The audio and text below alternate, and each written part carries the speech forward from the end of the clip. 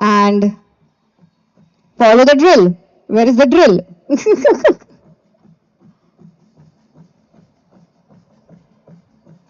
Guys, रुक जा.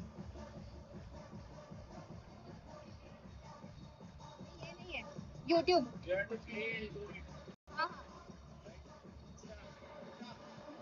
Hello. No, not this one, Akram. Haan. Yeah. Can you rewind, Praveen? Good. No, no, wait. When I'll say play, action, okay? Good afternoon, everyone. It's indeed very cold evening, right?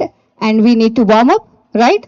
And we want to fill this area with a lot of energy. Sorry. Again. It's indeed a very cold evening, right? We want to do a warm up, right? So I request everyone to please step up and follow. Guys, come.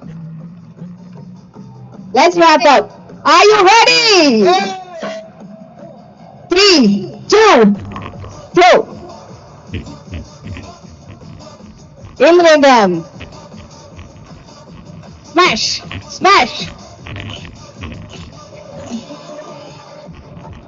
Cut. Chop. Pushing. Now switch hands. Again, smash it. 2, order it. Cut. Nail it.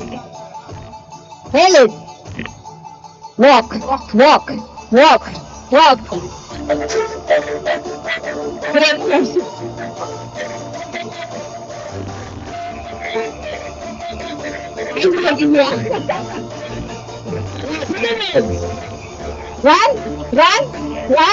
Run out, please. Praveen, come on. Step up, guys. Walk. Time out.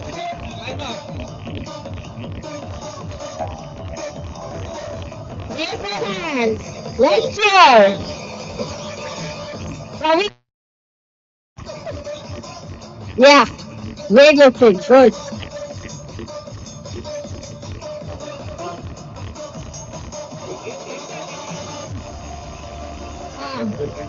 Now you can just. Are you ready?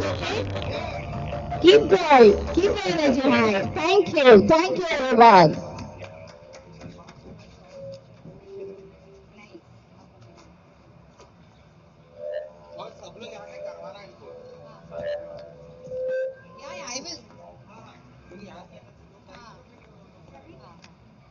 Okay.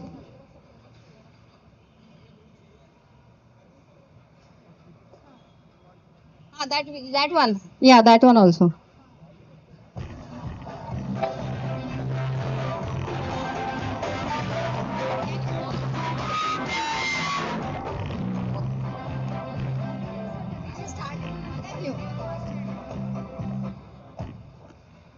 Yes, we need few more icebreakers because we have some time so that all co-workers. We have two very excited gentlemen here. Guys, you are going to do this one then. Sure. Okay, please step up this side. We have Usha here to brief us about the ice breaking activity.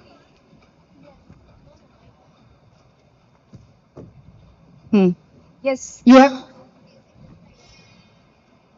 I'll stand here. You will be there, no? All right, everyone, get ready for copycat close. Will not step Okay. up. Okay. Okay.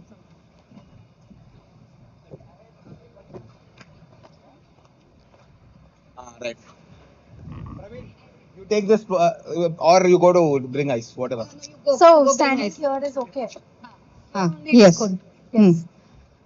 This game is all about just sharp eyes, perfect copying. Okay, just follow the pattern and, more importantly, have fun. Yes. Neha, you ask. It's just Control C and Control V, only in form of actions. And as we have a lot of people here, we want maximum participation. So people, who are sitting in the odd chairs, please stand up. Stand up. Odd chairs. Please, we are using. Okay. Hmm?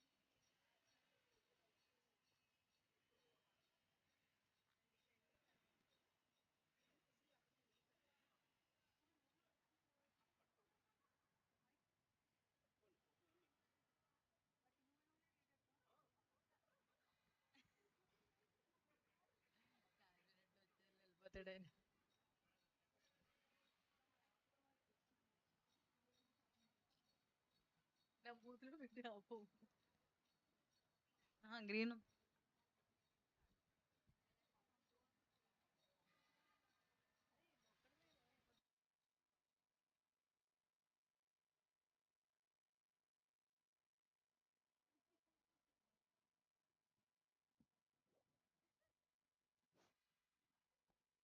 Hello ఈ ఈ tone ఓకేనా ఇలా మాట్లాడితే చాలా hello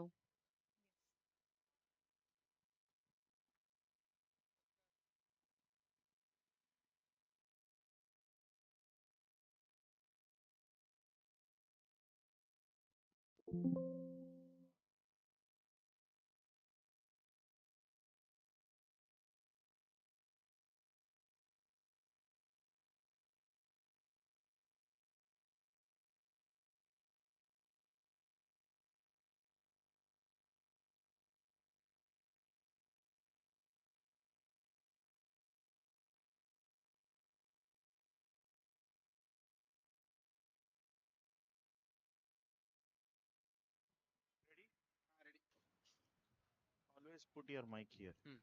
Okay. Better to put it here. Sure. And make mistake, cover it. But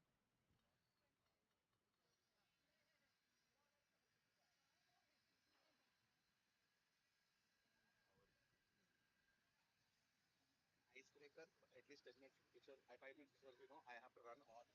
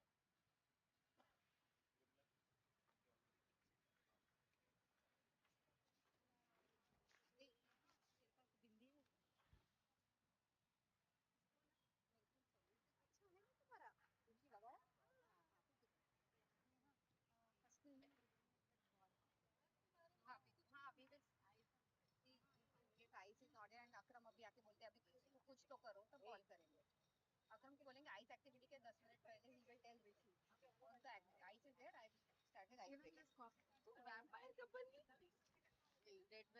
company red vampire vampire oh yeah and one more thing so you will do this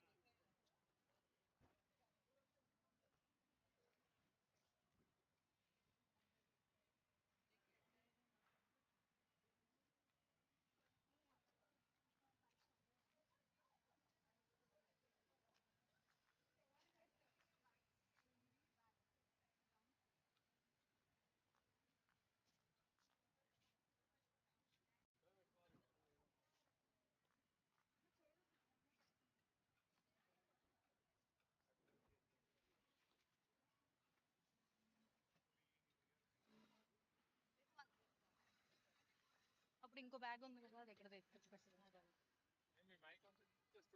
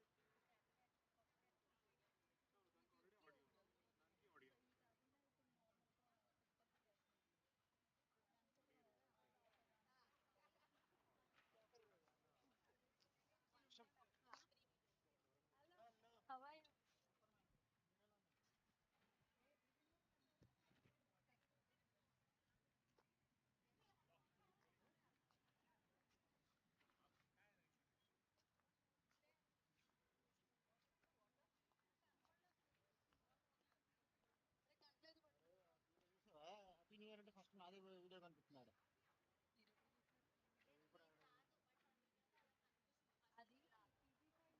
రాదానికి చూపించడానికి ఒకటి కానీ మేము అప్పుడు నేను కొంచెం లైన్ లో ఉండండి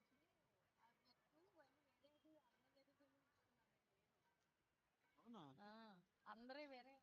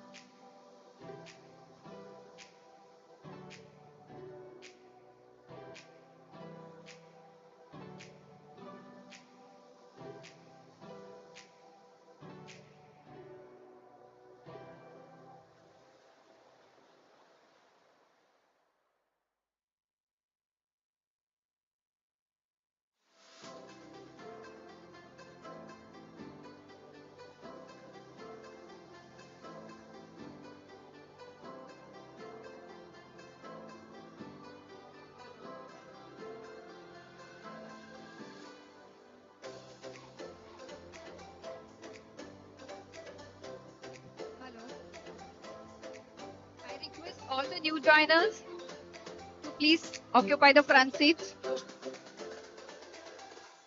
My interns, come. All the new joiners also who joined from May 27 till date today. We have a special surprise for you. No, no. People who have already occupied can still be seated.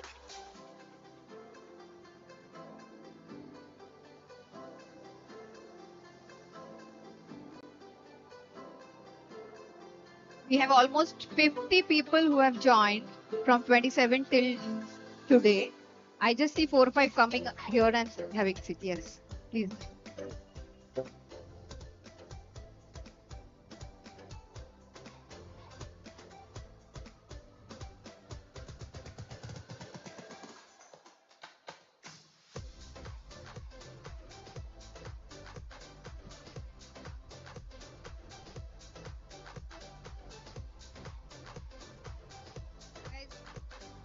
Guys, new joiners, you have to occupy front seats. People who are going to, yeah, please, front seats. Front seats, yes.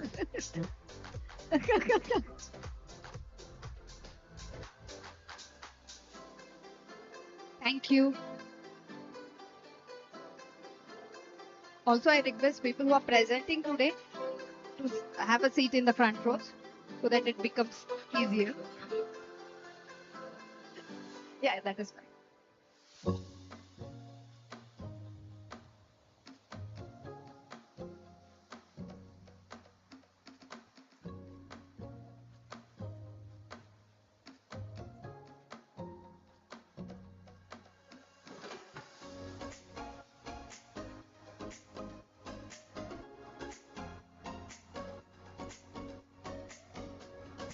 Hello.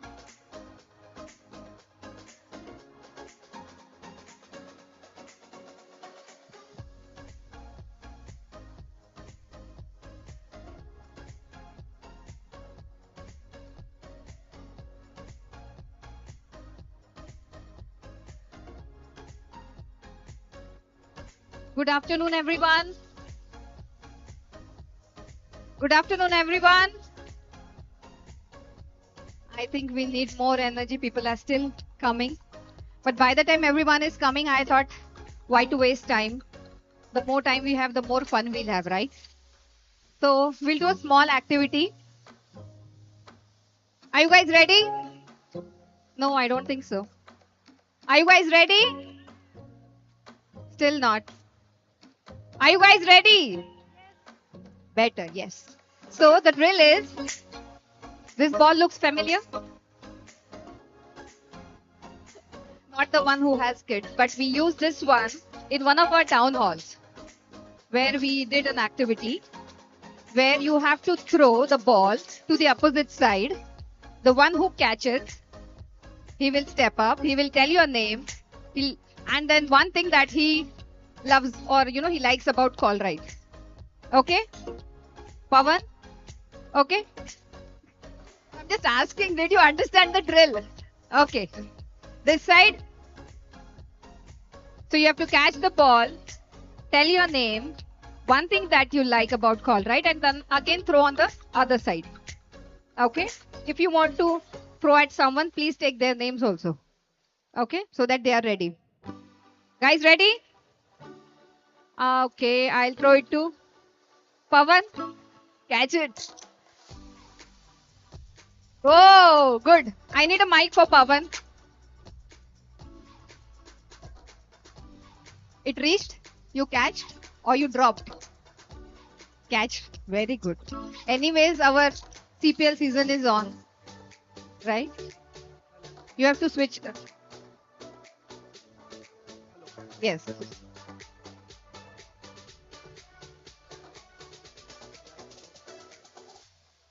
Top. Okay.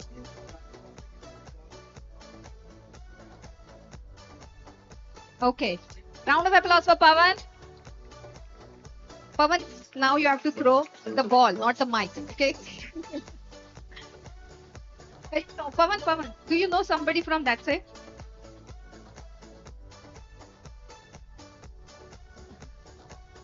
No? Call out the name in the mic so that he or she is ready. Oh,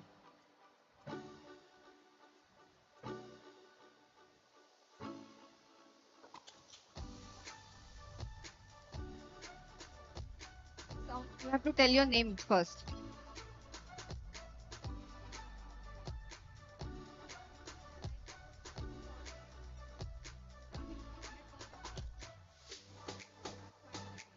Okay, thank you. So that you throw the ball.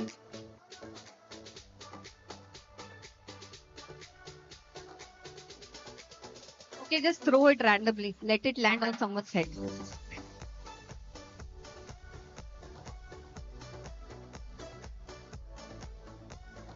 Is it Srinivas? No. Oh, it's Raj.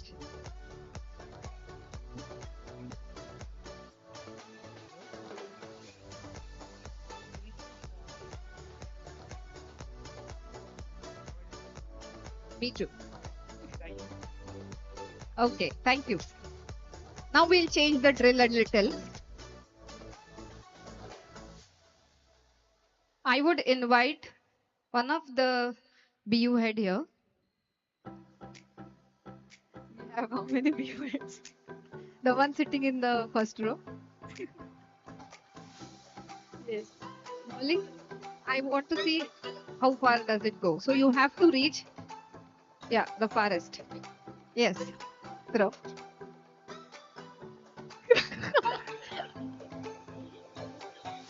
Everybody safe there? Thumbs up. It reached. Okay.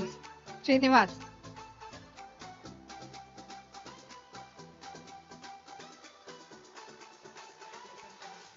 Okay. Srinivas likes open communication. Good. Yeah. We have. Do you want? You have to. But you can do that from there. Wait. Yeah. Throw. Usha. No, it reached. There. Radha.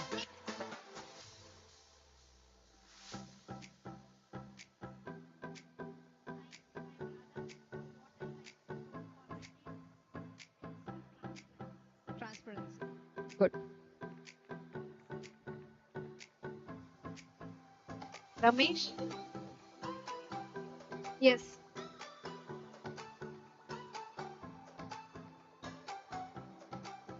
No, all BU heads we are going.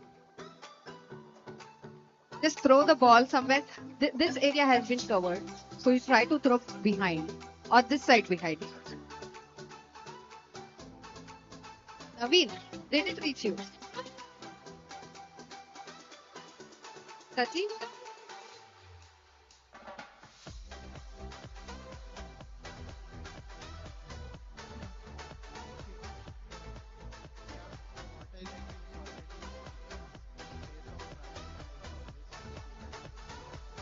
Thank you. And lastly, we'll start with one more activity. Thank you. Thank you everyone for the participation. You know what are these called as the activities that we do before the event? Huh? Energizer? No. I don't see the energy yet. Icebreakers. So Akram asked us to do some more icebreakers. So we have a very innovative member in our team, Jhansi Nikita. She literally has got ice here and we are going to do a ice breaking activity. I'm serious, guys. Hey. Check. Okay, we have some ice breaking activity. Rather, let's say it as ice melting activity. Okay, so for that, I would request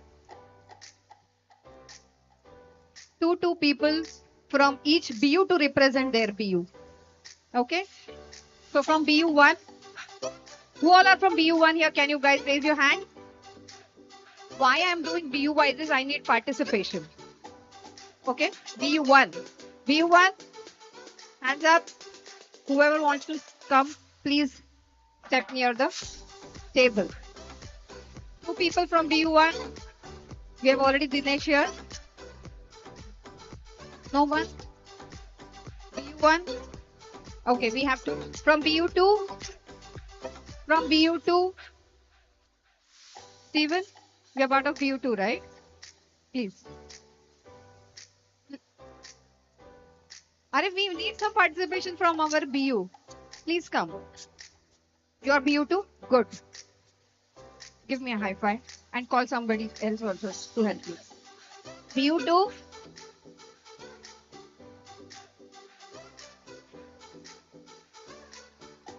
One? Anuradha? You're from BU? Four, huh?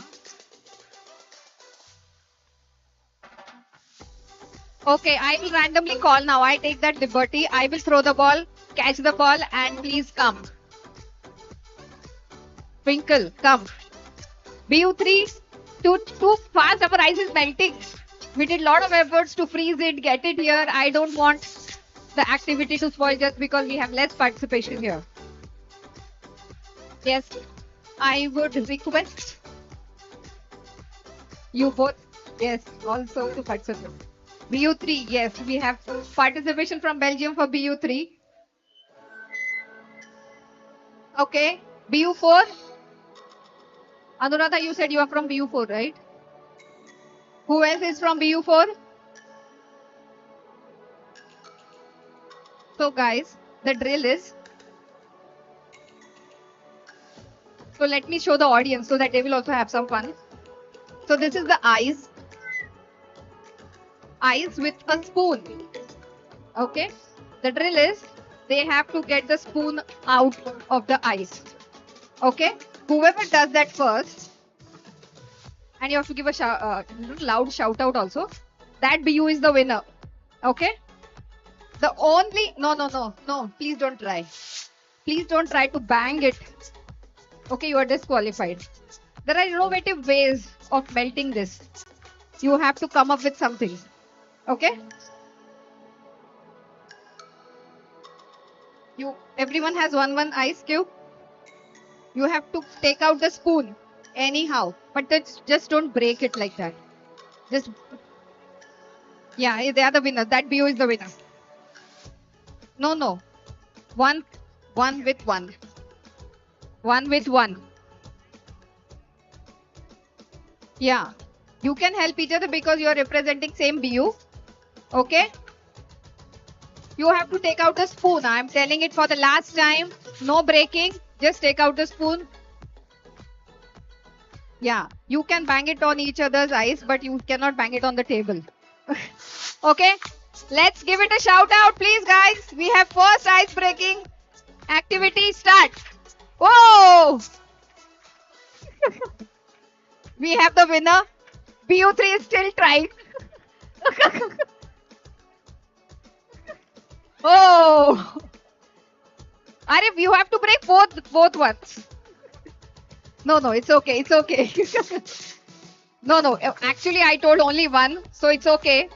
You are the winner. Guys, please be careful. It's literally ice breaking. Okay, good. Yes. So, we have the winners. BU4. Round of applause. And chocolates for them.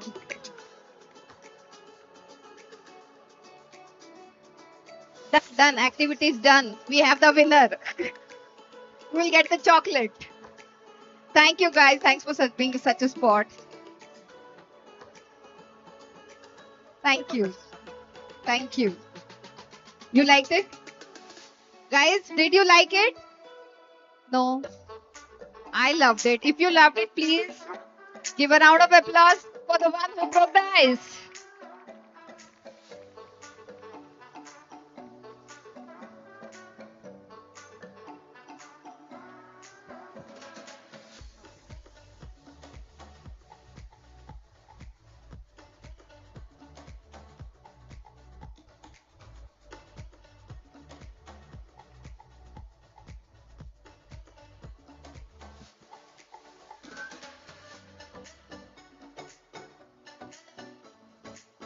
So, good afternoon, everyone.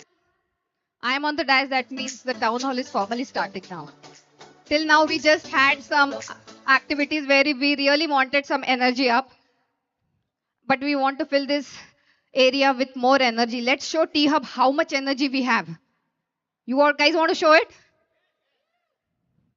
So, we will have a crowd activity for everyone. Okay? Praveen, we are up with the YouTube. Okay, guys, can you please step up on your places?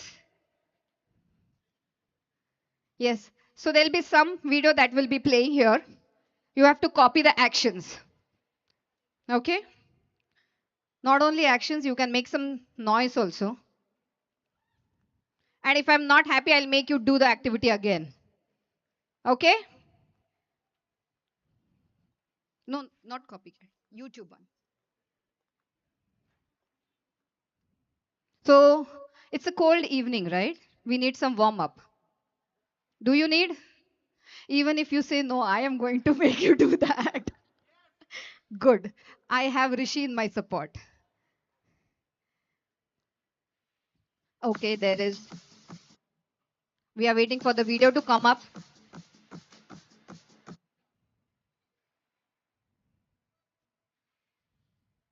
Not yet.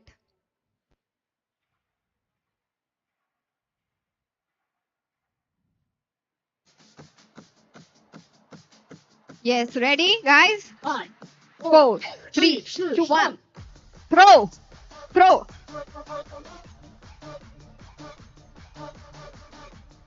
Smash. Keep continuing doing the actions. Imagine you're cutting. Cut, cut, cut. Fishing now. Switch hands. Now the next hand. Smash again. Odd or even. Cut, cut, cut.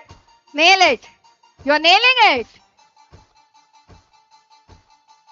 Walk, walk, walk, walk, walk, walk, walk. Guys at the back, you guys are not walking. Run through the woods. Run, run, run, run, run. Faster.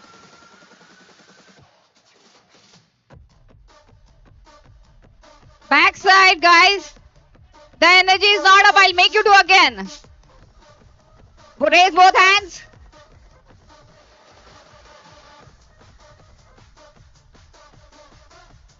Imagine you are doing weightlifting.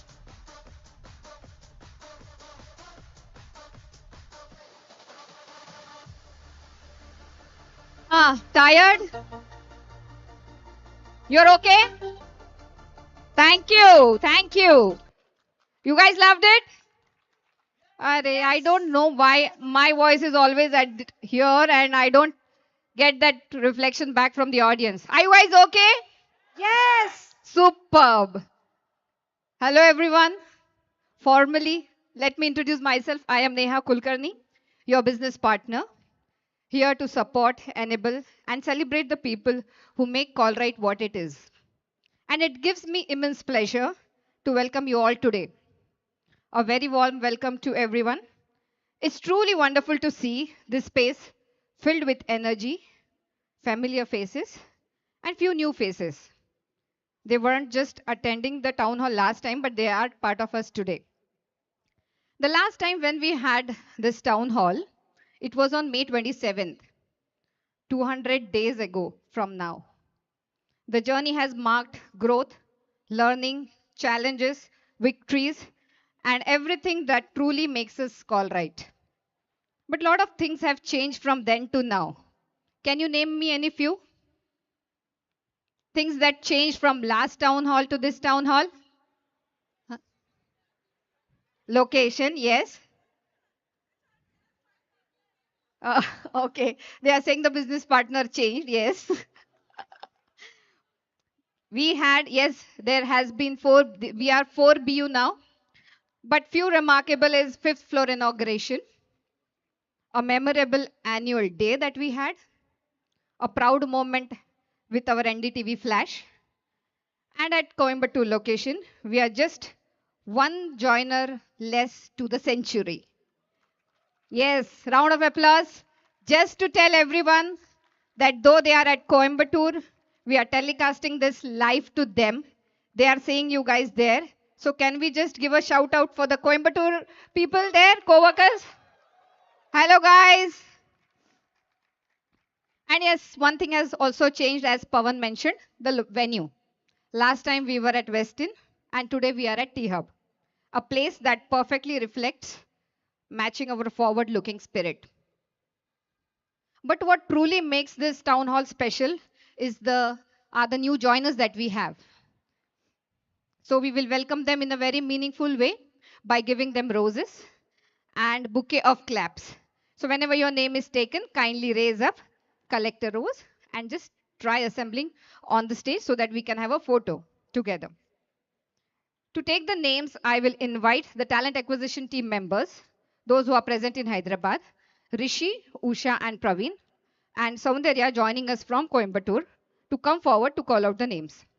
Why TA team members? Because they are the very first step, they are the very first stop in every new colleague's journey. A small reminder to everyone, few people would have joined your team also, right? So whenever their name is taken, please cheer for them.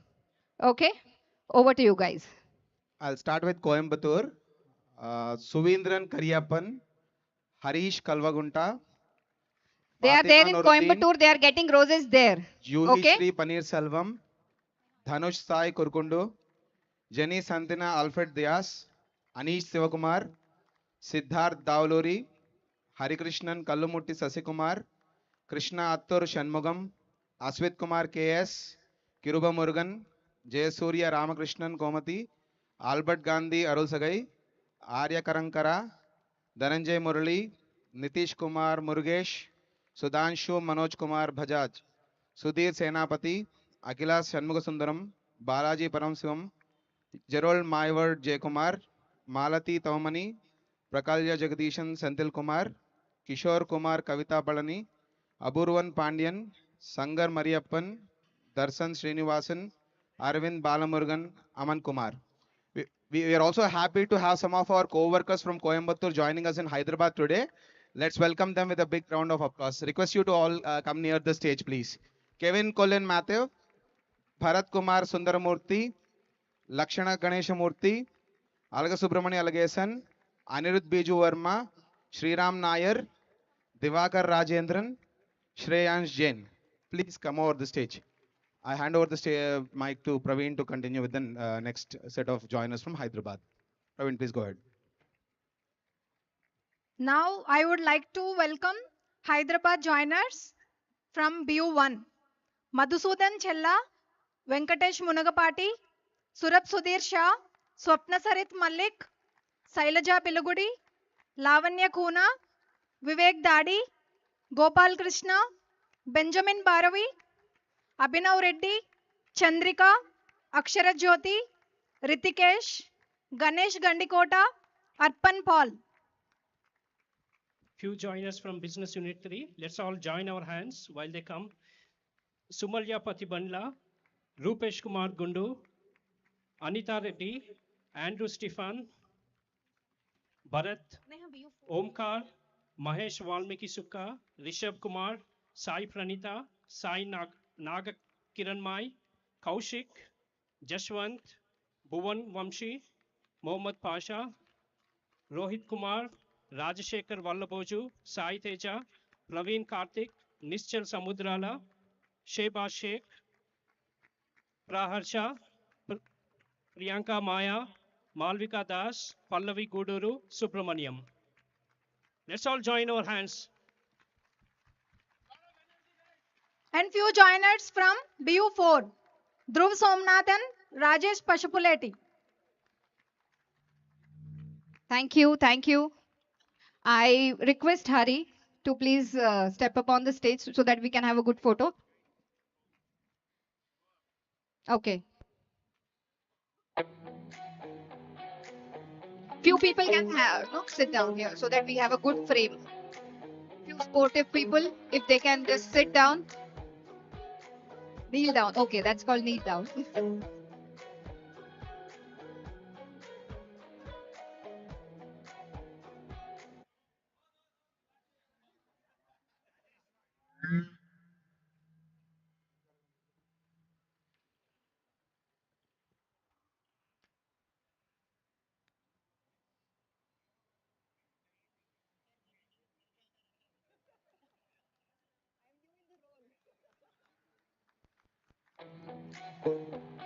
Thank you. Thank you, everyone.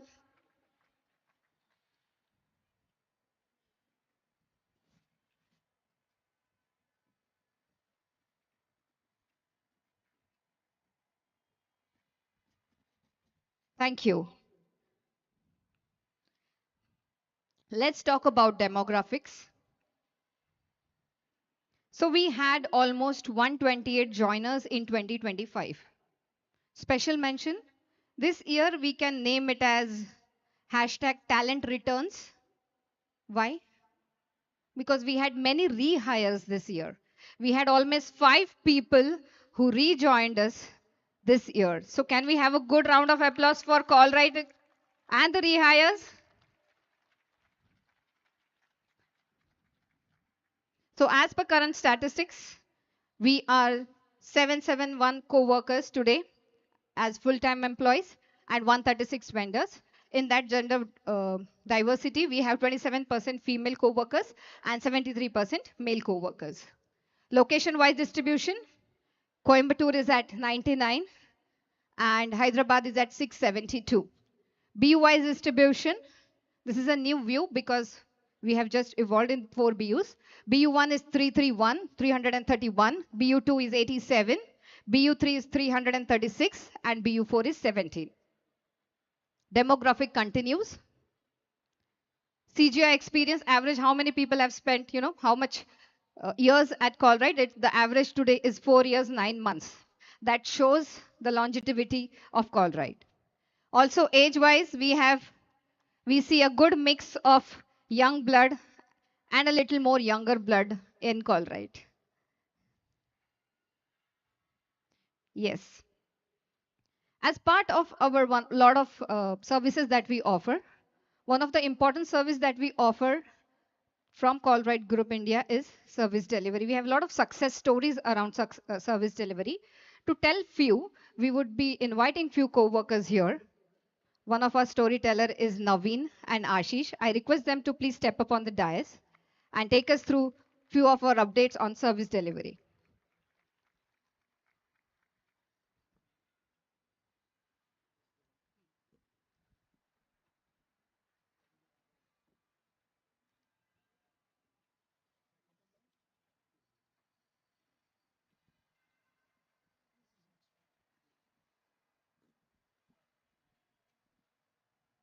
Good afternoon, everyone.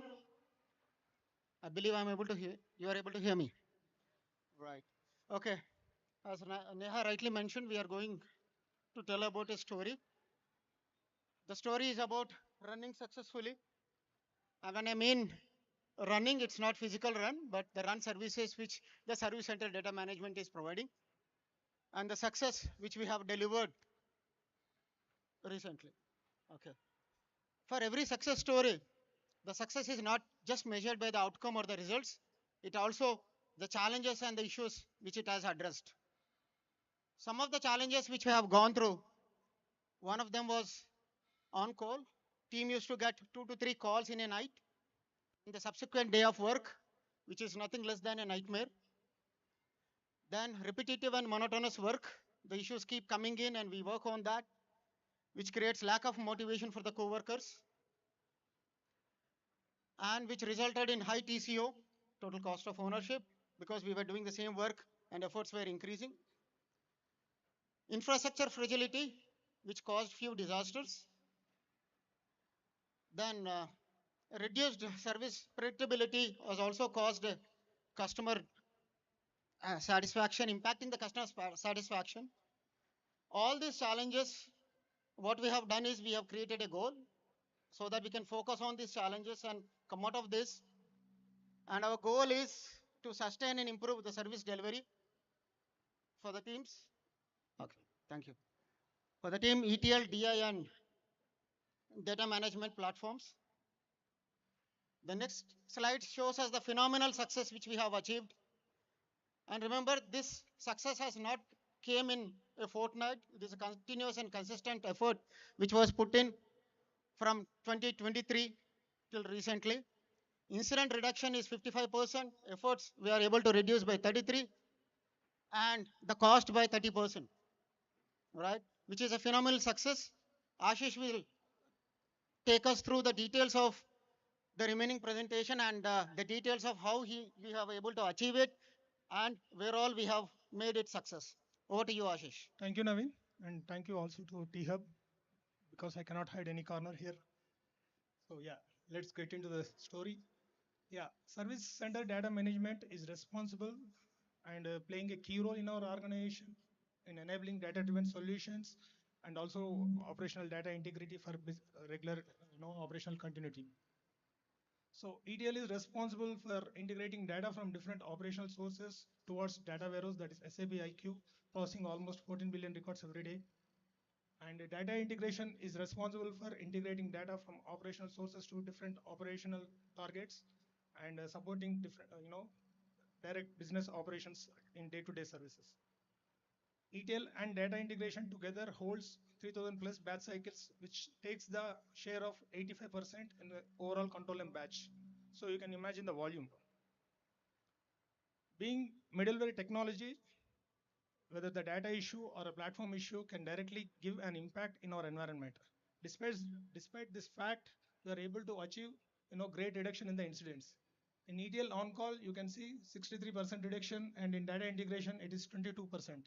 So every day, 2 to 3 on-calls, from there to single-digit on-call in a month. And sometimes we are even witnessing 0 on-call weeks.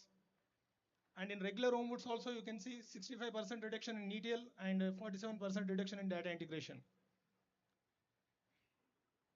Going to data platform, yeah, DBA teams are responsible for managing hundreds of databases in our organization, supporting our business continuity.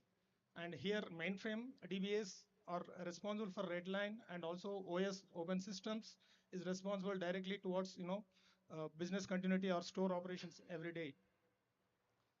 Managing hundreds of databases, and you can see the reduction in mainframe on-call by 25% and in OS by 61%. And in regular homewoods, you can see in MF, reduction is by 48%, in OS it is 55%. These are the falls we can enjoy and one can wish for. Good one, Ashish. The stories with the challenges and the story outcome. I'm looking for an action, Ashish. Where is the action? Sure, Naveen. I should admit that we did not do any rocket science. We followed the good practices, but with a strong content, with a strong intent. So we have started inter and intra-department collaborations for the major, incident contributors. Data quality issues, we addressed it with partner-facing service centers collaboration and able to give a permanent fixes, so that we have stopped further growth of incidents. And periodic collaborations with platform teams, and thanks to newly developed dashboards, which enable us to speak common language with platform teams and come to a common solution. And we have also looked for the performance tuning and also other tweakings, so that we are able to gain, SLA gain in 50% batch in ETL and DI. And last but not the least, the mindset. We have inculcated the mindset in every ombuds member, so that whenever there is an issue arise, every ombuds member will look for the root cause analysis and analyze for the possibility of reoccurrence, and try to give a permanent fix, so that we have prevented the further growth of incidents. So now we are okay. I think I am audible now. Yeah. So the falls you have seen in the graphs, it did not occur. It did not occur in a overnight, but it happened gradually, and now we are enjoying the fruits. And thanks to our team.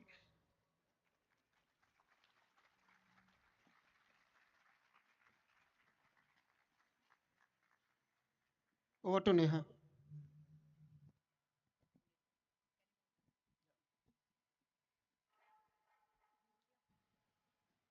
Hello. Thank you. Thank you, Ashish. Thank you, Naveen. Now I invite Shankar and Rajesh on the dais for the further updates.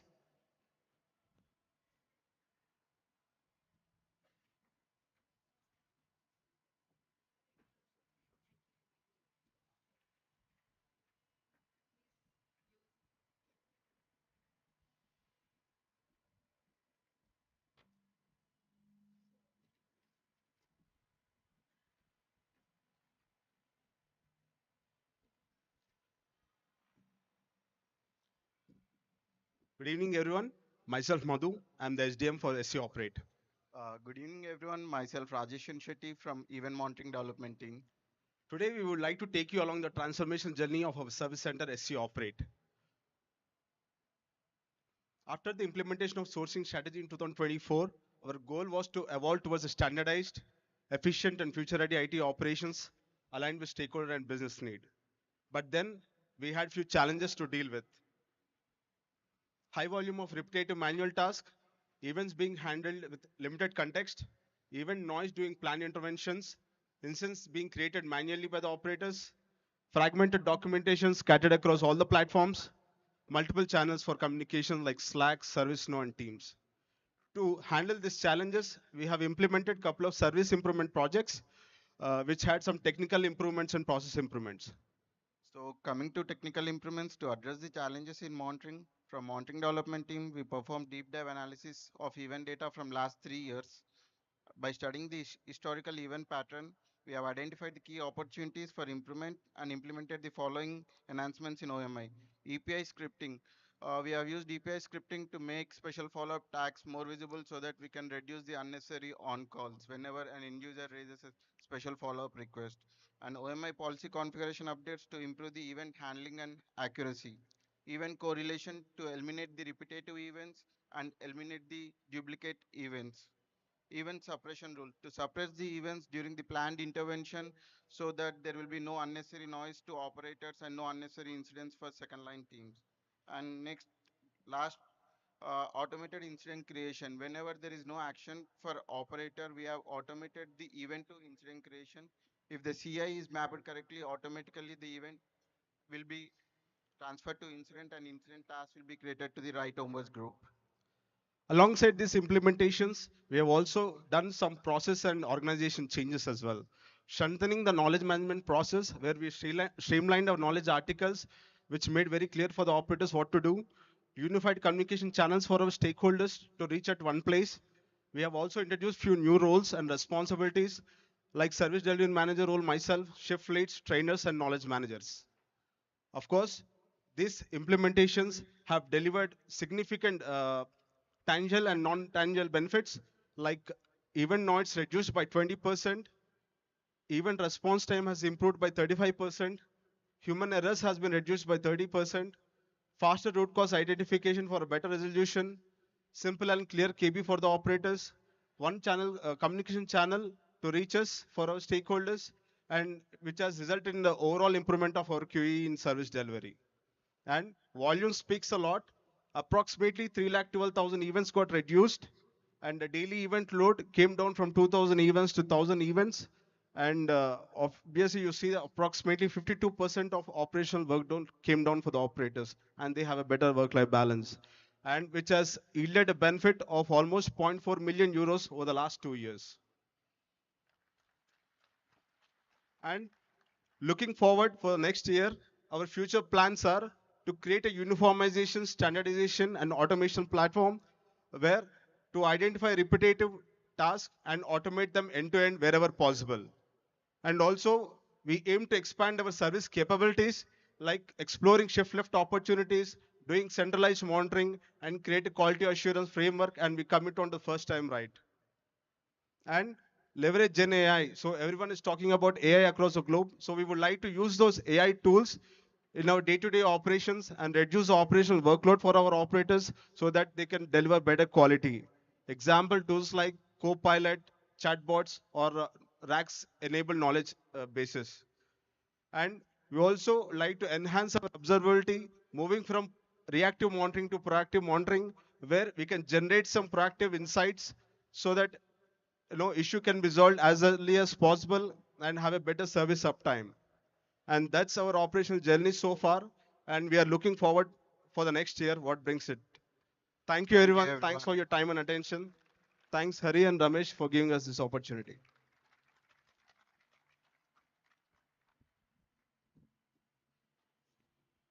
Thank you. Now I invite Suchindra, Kiran, Ramesh, and Upen from BU3 to give the further updates.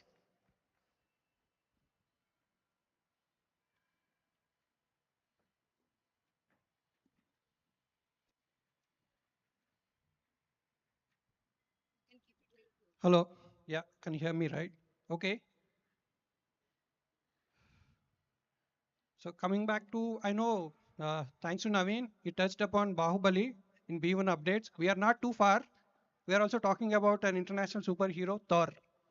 So today, again, sorry, my introduction. I'm sorry, I'm Suchindra, team manager from SC Testing and also service delivery manager in finance. Hello everyone, good evening. Myself Kiran Varanasi, Delivery Manager for Service and Finance. Yeah. So today we are going to talk about two major programs we delivered in finance. One is Thor and another is e-invoicing. Thor is about the future payments and e-invoicing about the legal compliance that Colruyt Group has to follow as part of EU legislation. So what is Thor?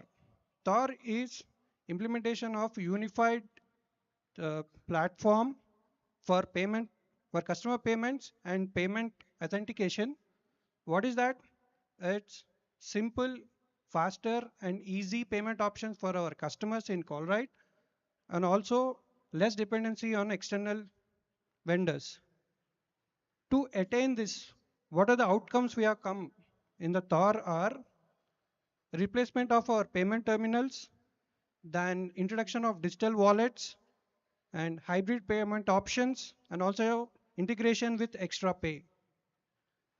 One of the major things that we are able to reduce our payment transaction cost and also to implement such a complex important programs we have to adapt to the industry standards where we have partnered with a Norwegian partner ERA. Coming to invoicing, it is a multi-program and it is objective is to comply with the European legislation, and to make it possible, Colruyt mandatorily process all the invoices, meaning incoming, outgoing, B2B, B2C invoices digitally and integrate with the government provider platform PEPAL, and with the targeted set as 1st of January 2026. And e-invoicing delivered in such a high complex architecture and the landscape, including 20 plus projects with the 36 releases and around 19 cut across 19 capabilities and coordinated with 6 external parties. Coming to the CGI impactful contributions on these two programs, the complete realization of the custom build and integrations are delivered with team of 25 people spread across different BUs, different locations, different platforms. So to name it, the contributions are from the ADM, testing, digital factory, SD post team, application and data integration teams, and also server teams. And from CGI, we delivered these programs in the work package model. All the work packages delivered so far in the last year are with high quality and on time on cost around 75%. Yeah, just to add to it, for simplification and also for the accuracy, also to improve our turnaround time and to reduce our dependencies on external, we have developed an on-prem end-to-end production-like environment which simplified our solution. It's one of the major things we are able to do it. The other part is test automation has been used across in both the programs where we are able to save around 10 to 15% of the effort. Now coming back to the business impact.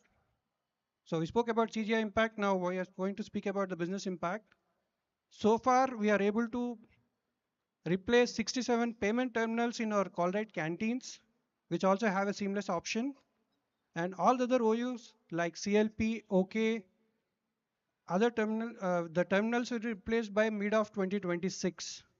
Part of the Thor program also, there is an introduction of digital wallet, which will process the hybrid payment options. It gives options for the Colruyt customers that have different options with hybrid payments.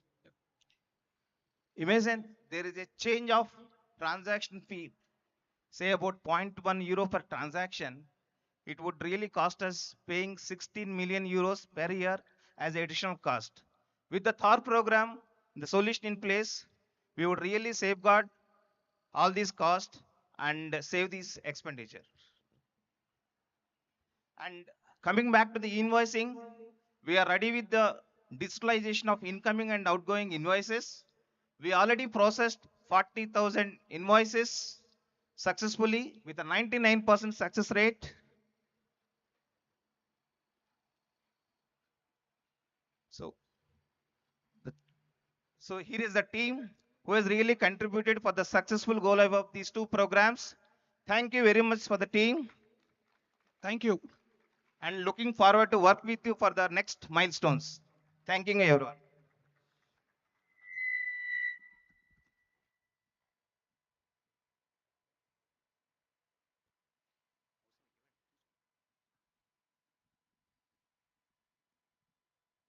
Hello.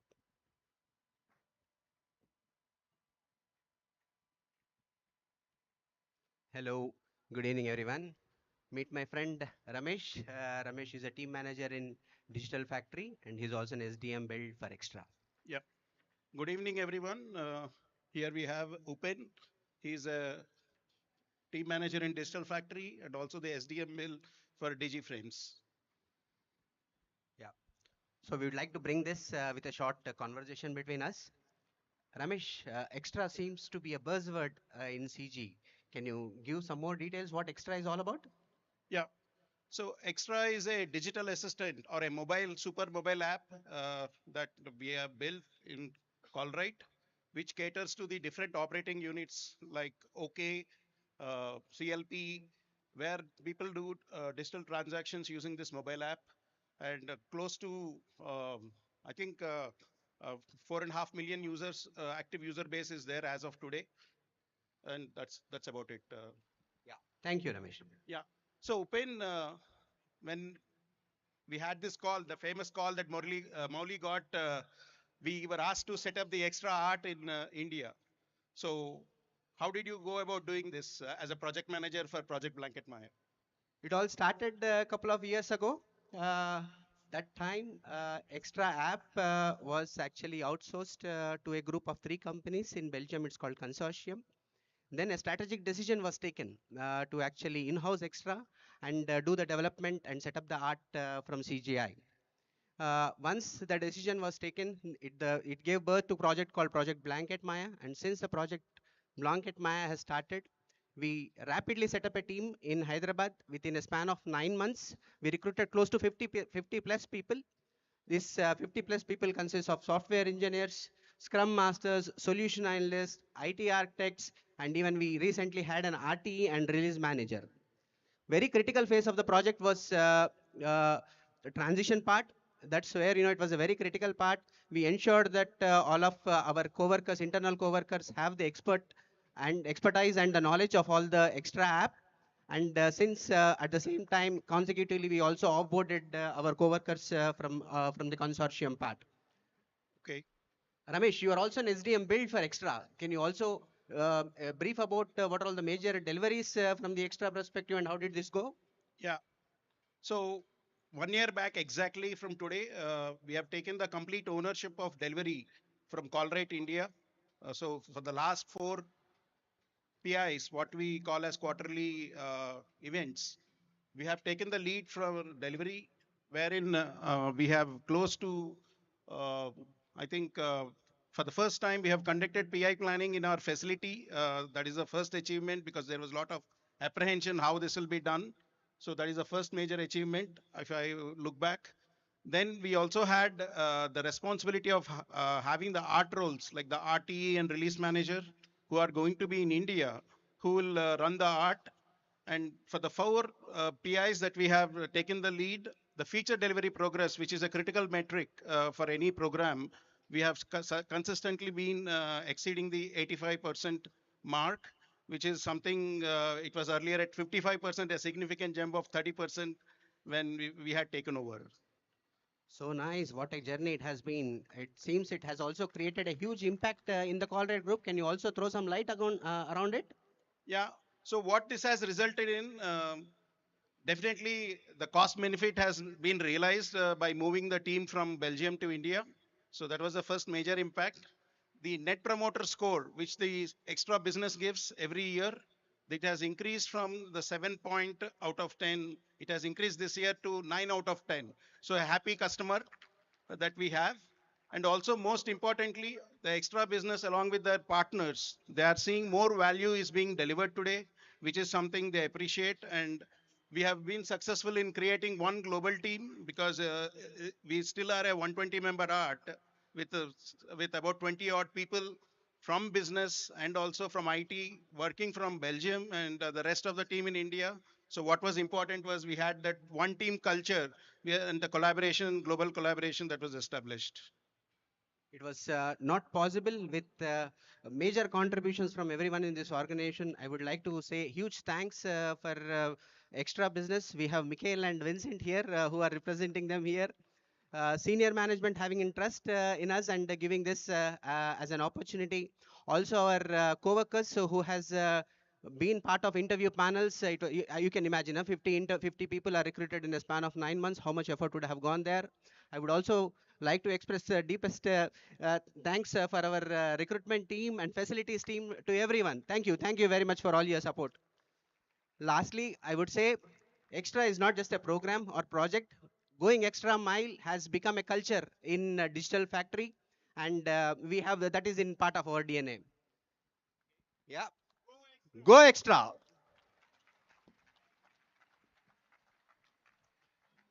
Thank you. Thank you, Pen. Thank you, Ramesh. We're already inspired hearing the impact stories, and we'll continue to hear in coming town halls. More and more co workers will step up to tell impact stories. Now, to give away the employee engagement survey details, I invite Ramesh on the dais.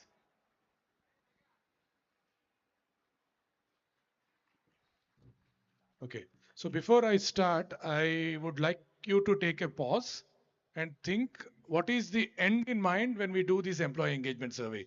Why do we even do this? There must be a purpose, right? Anything that we do, there must be a purpose that we use it for. So the end in mind is to make this a place where all of us would like to come again and again, and make it a place where we really want to be inspired working together. We have heard a lot of inspiring stories. So the end in mind for any employee engagement survey is for everyone to understand where we are, what can we do to improve. So that starts with this philosophy. This is from Bill Gates. It says we all need people who will give us feedback. That's how we improve. How many of you believe in this? Okay. I know you all of you have believed. That's when we saw the response rate was about 89% of the people who have come. So it shows that you really believe in that. Thank you. So the change, we also did a change to Qualtrics this time. And here also again, there must be an end in mind here also. So what's the end here in mind? When we change from one tool to another tool, the purpose was to see how we could get more insights to you, how we can make you part of the process of improving the workplace. But more on that later. The team that has really helped in doing this Qualtrics change is this. Thanks to them, it was very smooth. A quick demographics. These were the response rates, 79, 84, and 92 across different BUs. And pretty much the response rates have been consistent across the group seniority or the age or the gender. So everyone pretty much has been very stably responsive. And a quick summary, this was conducted using Qualtrics, as I already mentioned. So it was there for about 3 weeks. And we've measured five KPIs, which are engagement, expectations exceeded, inclusion, intent to stay, and workplace feeling, overall giving to job satisfaction.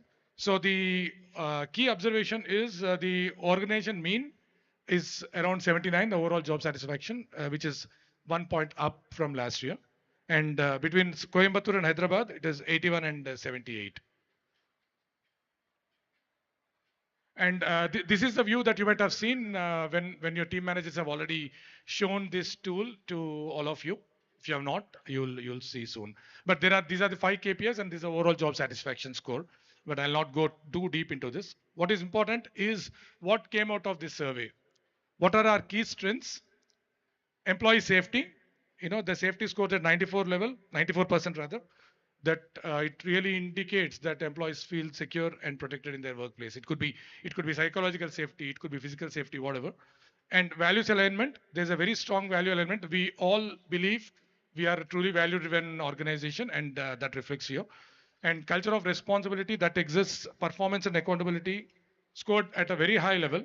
And there is a strong culture of responsibility and mutual respect and regard exists.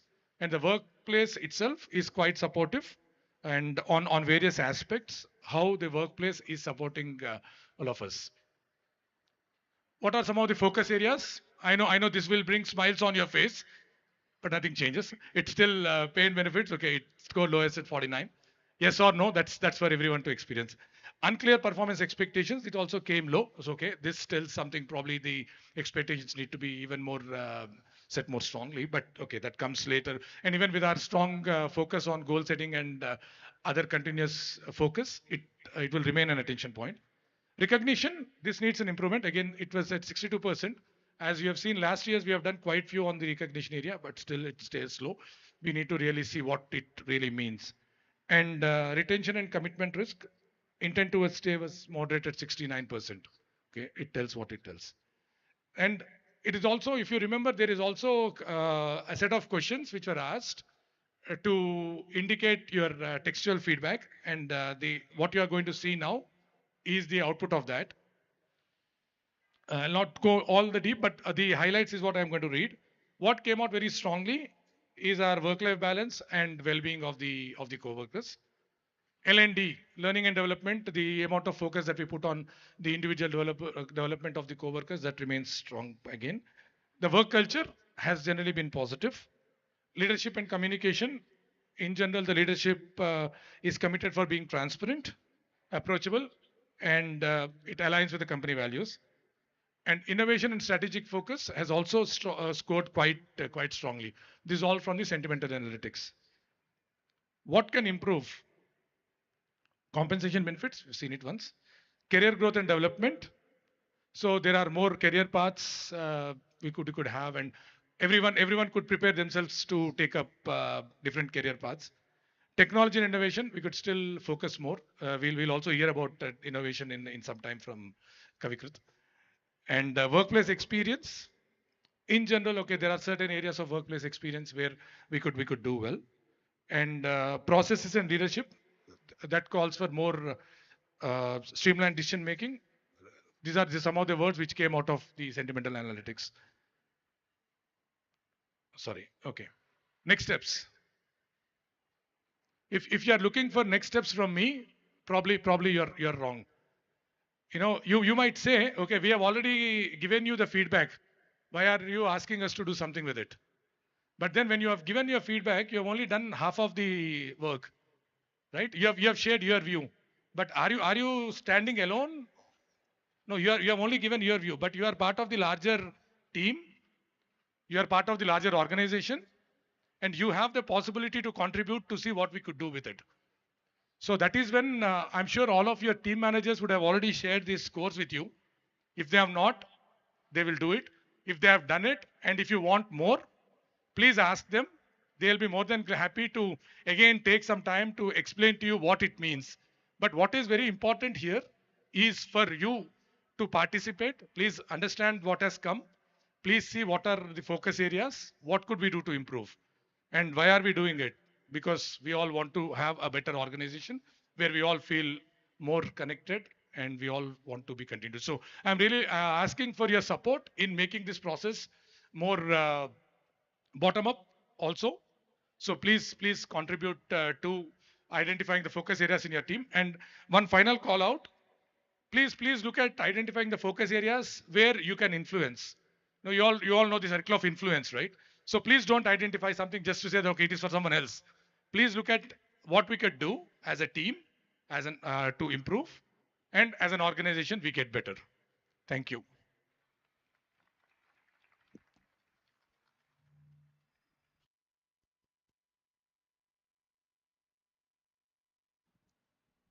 Thank you, Ramesh. Thank you for the insights. But here again, I am just to pump you guys a bit with energy. You need it? They don't need it, but I need it. Okay, so this side is who?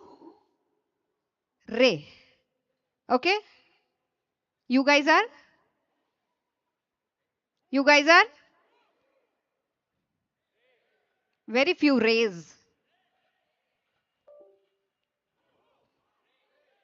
Louder. Okay, three cheers. Uh huh. It's not coming. Let it come. Okay, three cheers. Three cheers. Who? Ray.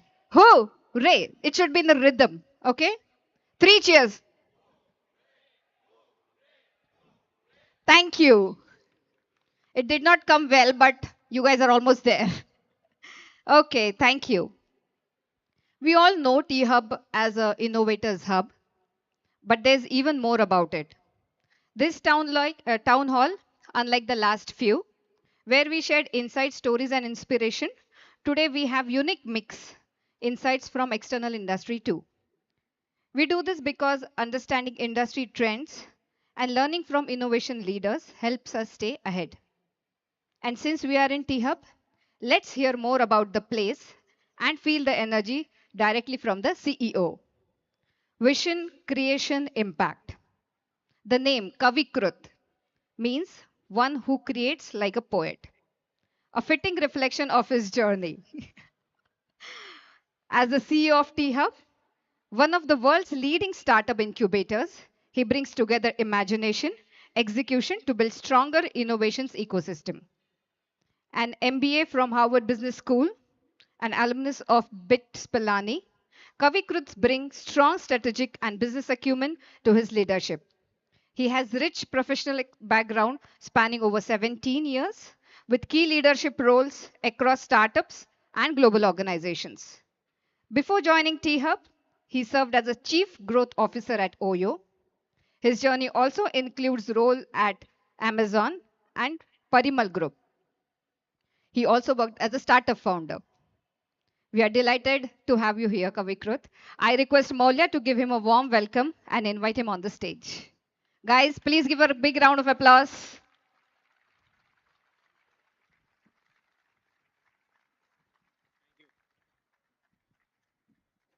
Thank you. Can I give this back to you? It is so embarrassing to be introduced in your own office. With that, this is the first time publicly somebody's explained my name. So thank you. Welcome to T Hub. I'm told you started only at 4 o'clock. Hari was telling me, but the I don't know what the hooray experiment shows that you guys are already out of energy. So hopefully, just talking about T Hub will give you guys a little bit of fuel. Okay, so we're going to do a couple of minutes of T Hub. My job is to sell, so you should also find out what T Hub is doing. You're in this building, and maybe we'll do 5 minutes at the end. I'll share a few what I call postcards, from my own journey and what I learned, and hopefully it'll be a small spark of energy and inspiration for you guys. So T Hub, this building that you're here, how many of you are here for the first time? It's a big chunk.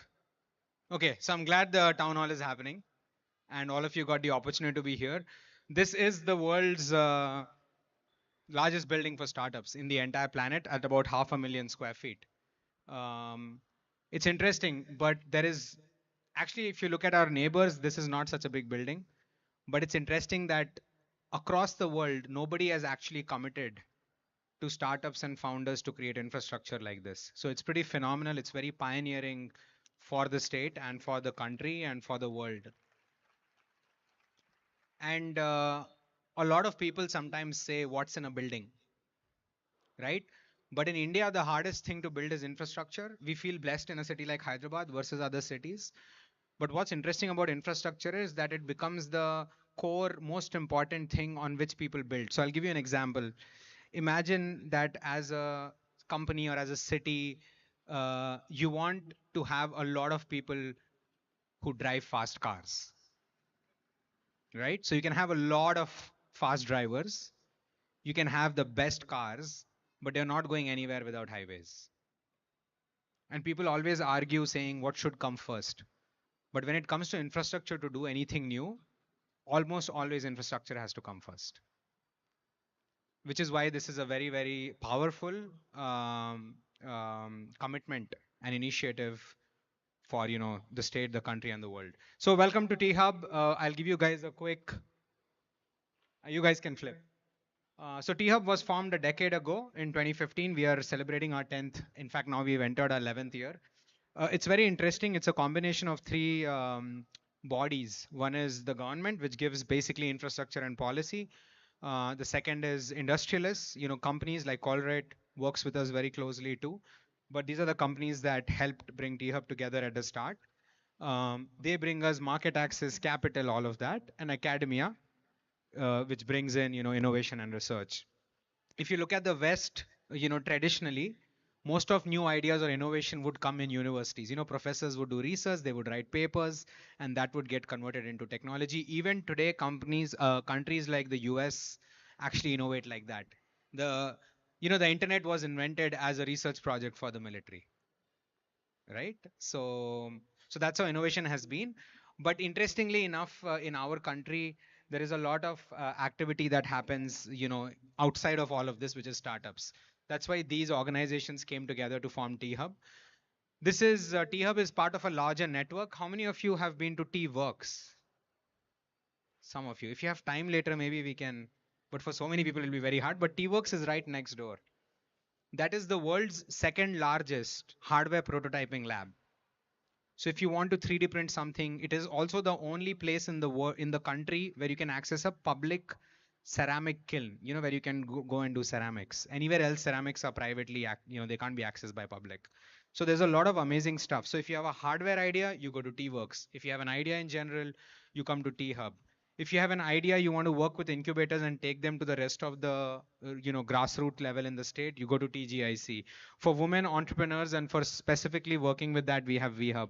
So the government of Telangana actually formed what I fondly call T13 organizations, which across community, across type of idea and stage of idea, there is somebody to help you, right? T14 is actually here. Does anyone know where Image Towers is? Has anyone heard of Image Towers? You guys know where it is? Wow, I'm surprised by your geography of the city. Look behind. The building under construction is Image Towers. That's coming up in a couple of months next year. There are 4 towers, they will start going live. This is one of the world's largest complexes dedicated specifically to the image industry, which is also called AVGC, animation, video gaming, extended reality, content production, all of that. We have our Tollywood here, and Hyderabad has been building for Hollywood for several decades. A lot of studio production, post-processing, VFX actually happens in this city. Okay, so that's basically for T-Hub. And the basic, this thing, we work with several startups, with several corporate partners. Your company is one such partner. And we've brought a bunch of people, together to help founders. The goal is that if you're a founder and if you have an idea, and if you walk through those gates, then we should be able to help you improve the probability of your idea's survival, of the idea's scale and potential to success. Because 99% startups do not survive. Forget about succeeding. They just shut down, right? We only talk about the heroes. So we have a bunch of programs that we run here. We work with startups across different stages. We work with corporates. We work with international partners. That's the 101 of T Hub. I hope it gives you a small trailer or insight into what an organization like this does. I'm sure many of you have seen T Hub when passing from outside, seeing the lights. And somebody once told me, what is this UFO like building that has landed in the middle of the city? We don't know what it does. So my goal was to just show you, because you're here, talk to you a little bit about the venue. We'll switch to the other presentation. There's lots of stuff here about T Hub, but it gets into a boring corporate presentation. So we'll skip that. I'll show you a few things from what I have learned in general in my journey, and happy to take questions after that. So, ma'am did a fantastic job of introducing my name and everything else. But I'll try to go into double click into a little bit about my background and experience. I'm from Hyderabad. I didn't grow up here. My dad was in the army. I'm just waiting for the slide photos to come up. I have 4 or 5 photos from my experiences. So that's me and my brother with my dad. This is in, anybody wants to guess where this might be looking at the snow? Srinagar. This is a town called Baramulla. This is right before, the Kashmir files happened. This is around the 89, 90. I'm like a 5 or 6 year old kid.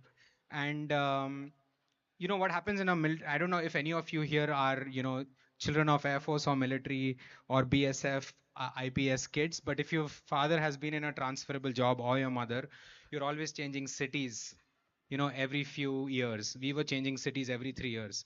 So every 3 years, you have to learn a new language, you have to go to a new school, a new house, you have to put all your stuff in boxes and then move again. But one of the interesting things that I learned during this childhood and reflecting back on my childhood is that you realize that if you have foundational skills, they are pretty much usable everywhere. So for example, if you know how to quickly identify which is the MG road of a city, the main road, then every city you go to, you look for the MG road. It may not be called MG road, it may be called something else. And then you can navigate your way from there. I mean, cities are obviously more complex today, and navigation as a skill doesn't matter thanks to Google Maps. If you know what are the first 5 words to learn in a new language, you will quickly learn it. You won't go to a new country and you'll be like, what are the new 5 languages to learn? By the way, do you want to guess what the 5 words are for in a new language that you should learn first? Any guesses? You guys are really out of energy in 50 minutes of coming here. Bread. Okay, bread is one option. You clearly, this is a retail company, I can tell. You went straight to bread. Okay. A greeting. Great. That's one. What else? Yes, no. Good. Thank you. Fantastic. It's usually that. Please, thank you, hello. Somebody said greeting. Yes, no is a good one. My favorite is where, right? Because you can't find a place.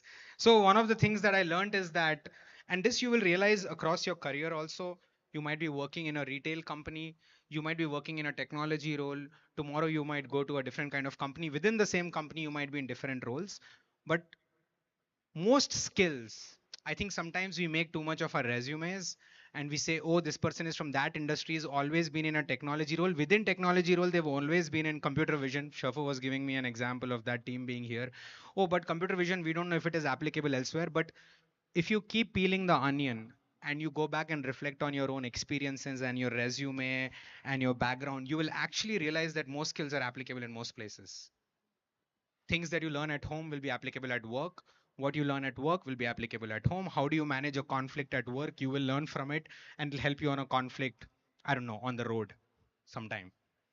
So this is one of the big lessons that at least I reflected upon and I learned a lot. This is a very interesting postcard too.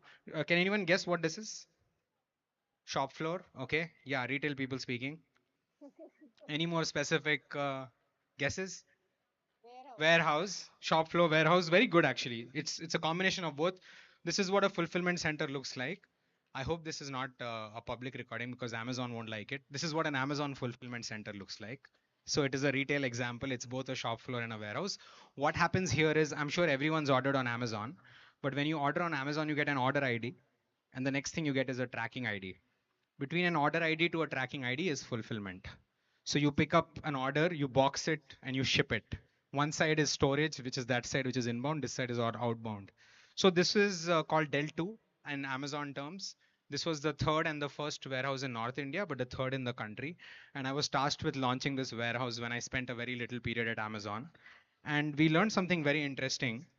We basically shipped about whatever 21,000 goods that day. And what we learned that day is that you have to take moonshots. So we basically shipped the highest capacity in India on Big Billion Day. Have you heard of Big Billion Day? Which is the Flipkart, sale, and Amazon runs what's called the Great Shopping Festival, Great India Shopping Festival. So this is 2014. If you guys remember and you were shopping that early, I'm pretty sure you guys were shopping as retail folks. But the Big Billion Day Flipkart crashed and everything came to Amazon, and it was a big lottery day for Amazon. That's what happened. So this 23-day-old warehouse or fulfillment center actually shipped about 50-60% of India's capacity that day. And usually it takes 100 to 120 days, for a warehouse to scale up, at least in Amazon.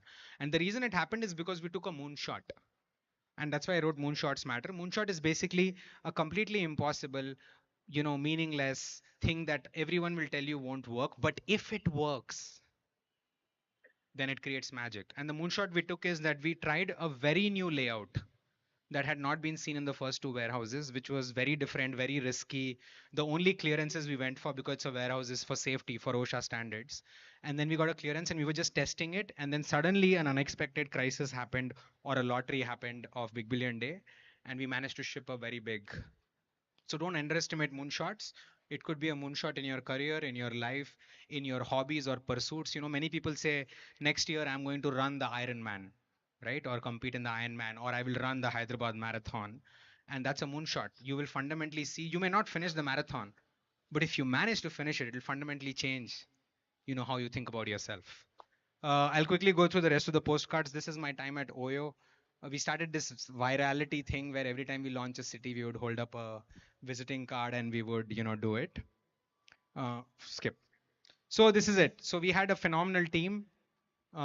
We built playbooks. There was a 173-point checklist for launching a city at OYO. Like day 5, step number 13 said buy a printer. That's the detail at which we built SOPs. And phenomenal people were building those playbooks, and we started seeing patterns. And what looked like a very impossible task at first. So when I joined OYO, we were in 5 cities, and real estate is limited like this. So even today, if you go to Nampally station in Hyderabad, there are only 2 hotels you can walk to. There are many hotels around Nampally, but if you want to walk to, there are only 2 budget hotels you can walk to. Because you can't go around Nampally and build new hotels, right? Everyone knows Nampally. If you don't, you should go sometime. There's a really nice bakery there. You should try some of their Osmania biscuits. Subhan. But as we started doing this, because speed mattered, we started finding patterns. So for example, Lucknow and Kanpur in India behave very similar to Bhopal and Indore. One is a capital, one is a commercial city. People drive up and down for business and meetings. And so there's a pattern there, right? So we started fighting patterns. So my board goal when I joined from 5 cities was to launch 25 cities in 2015. We had 1 year to launch 20 more cities, which is 4x of your current footprint. But we launched about 150. And simply because some fantastic people with really good ESS scores, as we were just seeing, came together with some playbooks and patterns, and magic happened. This is our team in Japan. We launched a very interesting new venture in Japan in 2018. Because of COVID, we had to divest it and it wound down. This is at OYO. There's a lot of Japanese here. You can go to the next slide. I think what was interesting was, if you look at Japan 10 years ago, 5 years ago, there are not a lot of startups in Japan. So one of the big challenges that we faced, I was the first guy to land in Tokyo and build this company, was that how will you actually hire talent? There are no other startups to hire from. And the biggest thing we learned from the Japanese as well as in that thing is that you don't hire for skill, you first hire for will. Will is intent. So if you have the will to do something, you have the will to be in a role, you will find the skills to do it. I mean, some technical skills matter much more, so don't take this to heart. Like today, even if you have the will to become a doctor, you can't, right? So take it with a pinch of surgeon salt. But the truth is that if you really care about something and you really want to do something, then you can be out there with your intent, and in all probability, the skills will emerge surprisingly, other than doing technical stuff like the one I talked about. And finally, this is a personal story. This is from 2024. I'm doing something with I'm watching actually the election results, the general elections, and I'm doing something with my hand and some object. Anyone wants to guess what this is? What am I doing? No? It's not related to retail. That much I can tell you. Physiotherapy. That is actually right. I don't know why people are laughing. That is actually exactly right. This is a donut. It's called a donut. You roll it around to gain supination and pronation for rotating your hand. It's just exercising to heal a broken wrist. So I was in a, this is a little bit personal, but I was in a motorcycle accident a year and a half ago, 2024. I was in a motorcycle on a blind turn. There was a car parked, went into the back of it, broke both my hands, and I also broke my femur, my right leg. Basically, I, broke a bunch of bones, and I took 9 months to recover. And during this period, so I had to learn how to use my hands again while talking, how to brush my teeth again, how to, make coffee, everything, and how to drive and swim and walk. Everything I had to relearn after 40 years of being on this planet. But the interesting thing that I discovered during this period about the human body and about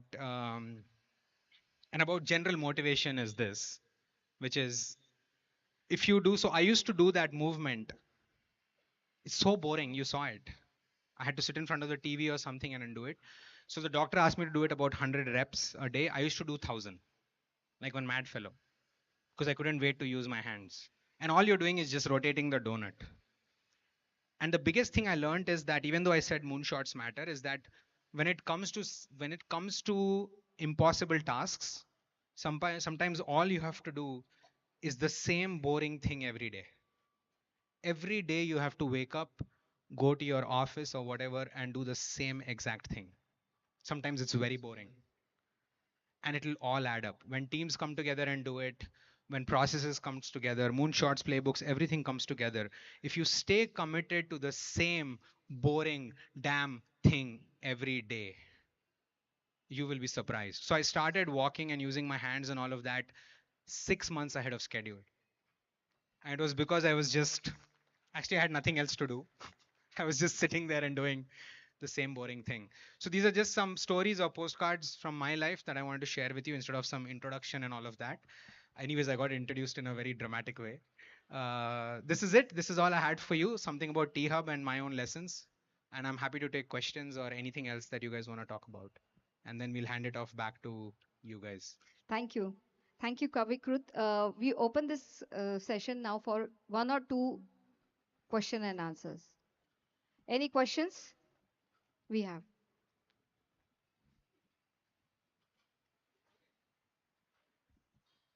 Hello, nice to meet you, sir. Uh, Nice to meet you too. What's your name and what team are you in? yeah, I'm Nitin. I'm from Major Incident and Major Problem Coordinator. Okay. So I really impressed with your charisma, and uh, actually, even I would like to have a charisma like you. So as you said, one of the references to do the boring things, right? So what are those boring things I can do so that I can have a, charisma like you? This guy's like tied the whole conversation together into a very hard question. I don't know. I don't have an answer, but I'll try. So, Nitin, I think when was the last time you spoke to yourself in the mirror? Day before yesterday. But in a very negative way. That's good enough. Did you speak yesterday? No, day before yesterday. Just do it every day. Start there. Okay, okay. And I think this is not something I practice or know, but people I have been inspired by, I think a lot of personality and presence comes from just doing a lot of it. So whenever you get a chance in your office, among your friends, try to step up and try to speak, try to be present, try to involve people, engage them. And I guess your own personal version of charisma will develop. Okay.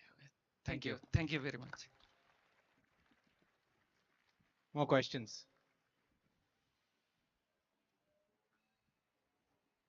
Hi, then this is Upender. I'm a team manager in Digital Factory. That's a department in Nice to Colruyt. meet you. Nice, same here. My question is, can you give some suggestions on how to improve the entrepreneurship mindset in the corporate way of working, with all processes and policies that we have? Can you give some suggestions around that? Great question. Um,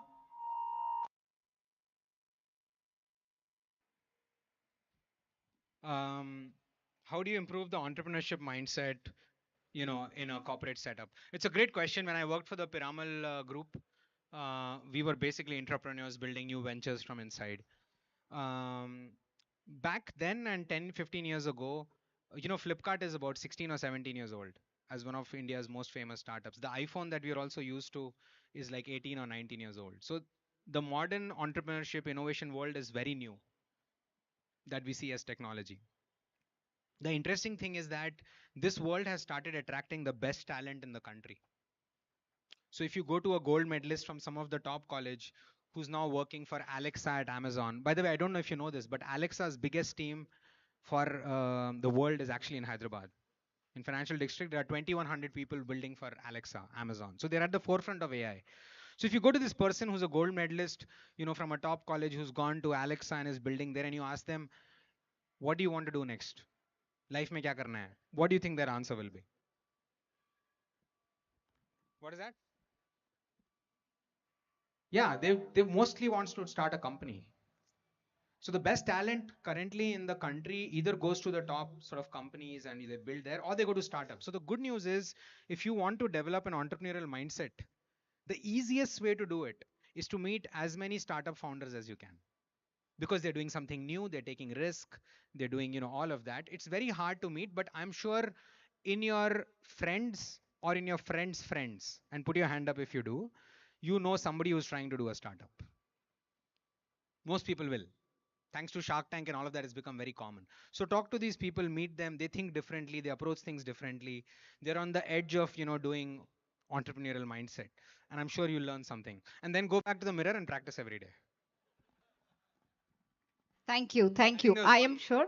there's one more there. We can finish with him. Okay. Sorry, I'm taking extra time, Hari Sharfu. You're in my office. I can. Thank you. My name is Vinay. I'm Yes, from Vinay. Data Analytics. Simple question. Apart from infrastructure, what do you think is the biggest challenge for innovation in our country today? Biggest challenge. I think going to market is very hard. So we talked about computer vision actually, right? So one of the, and you said you're from data analytics. So a professor who has the highest number of published papers in computer vision is actually in Triple IT Hyderabad in India. Highest number of published papers and patents also, I think. And all of this is on the shelf. 90% of this has not been commercialized. So I think today, and we should talk about this because you guys work on computer vision too. So I think today in India, the biggest challenge is that all of these bodies operate as their own thing. Academia is doing its research, startups are leaving jobs, founders, and they're starting their own companies. Corporates are innovating, like you must be in your office. These are not connected together. And innovation, material innovation, like innovation that's tangible, is happening in different spots, but we haven't found a highway, which could be an infrastructure, for commercializing this innovation. Sometimes innovation should rest on shelves, but I think if we find methods to commercialize innovation, then I think we will unlock an existing gold mine, at least in this country. So that's something, and there are some beautiful examples of this. I would like you to look up a platform called IDEX. It's IDEX. This is the open innovation platform by the Ministry of Defense in India. They have started announcing open challenges on a public platform, and startups are welcome to apply to it. So existing innovation is getting commercialized. So that's a very encouraging story, but that's my answer to your question. Thank you. I'm glad to be here. Thanks for having me.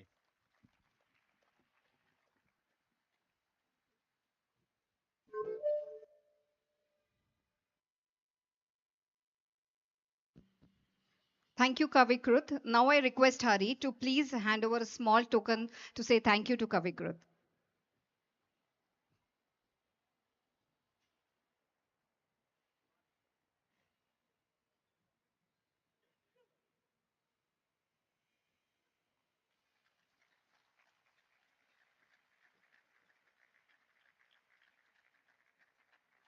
Before you leave, Kavikrut, one question again from my side. I'm taking this liberty. I found your name very, different. That's why I Googled it. Kavikrut. I never heard about it. But do you have an artist in you hidden somewhere? No? No, this is my dad's creativity. I can tell you the story. Your interpretation was almost there, but it's a combination of two words: kavi, poet, krit, kriti. So creator and creation together, probably self-created, is one interpretation. He was very creative. He came up with this name and he liked it a lot. It's very unique. He liked it so much that he didn't even give me a last name. So I just go by that one word if you look up, and it's quite unique. And by the way, he did an encore. I have a brother, younger brother. Oh, you saw him in the photo. His name is Manu Shrut. Yeah, also very unique, and he goes without a last name. Thank you. Thanks. Thank you. A few journeys at Colruyt closely aligns with what Kavikrut spoke about. Aspire and Scale are amongst them. These future-ready high-potential engagement programs are designed to nurture talent, build an innovative mindset, and enable individuals to scale ideas into meaningful impact and achieve their aspirations.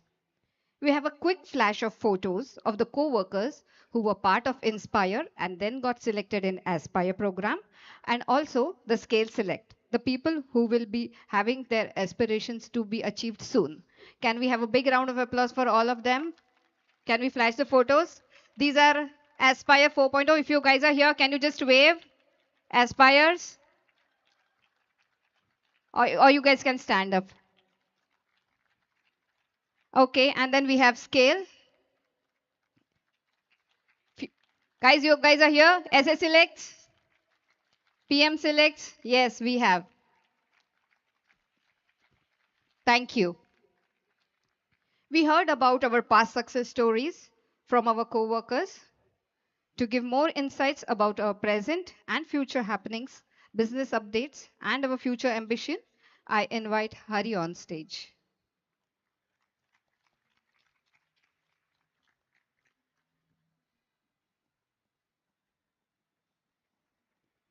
Hello. Am I audible? Prasad, you can hear me? Okay, good. Just to do a time check, we are supposed to wind up at 5:30. We are pretty much there. So prepare yourself for another 30-35 minutes so that just mentally you can plan it. So you want to do 45, but I'll see if we can do it in 35 minutes. Okay, so prepare yourself mentally. Um, so the next section, some information about the group, some on what's happening in India, and then we'll how many of you saw a new image or a structure coming up in our office?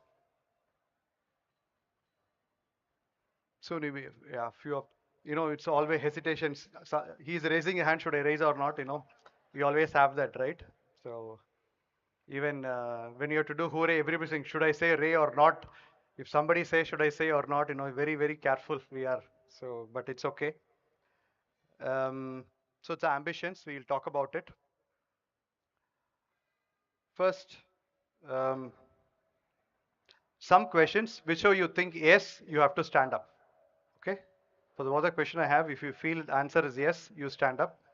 But you have to stand up for either one of them. You can't be that, okay, yes or no. So it's only binary choice. So you have to either stand for yes or stand for no. So how many of you think that our Colruyt Group market share has increased from last year to this year?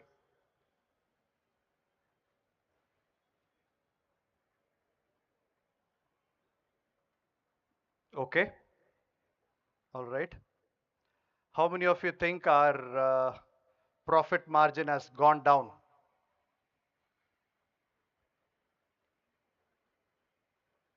That's interesting.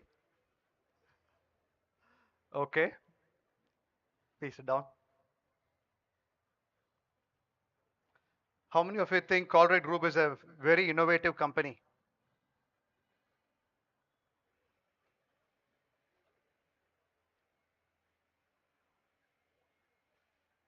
Okay. Thank you. How many of think I have an innovative mindset?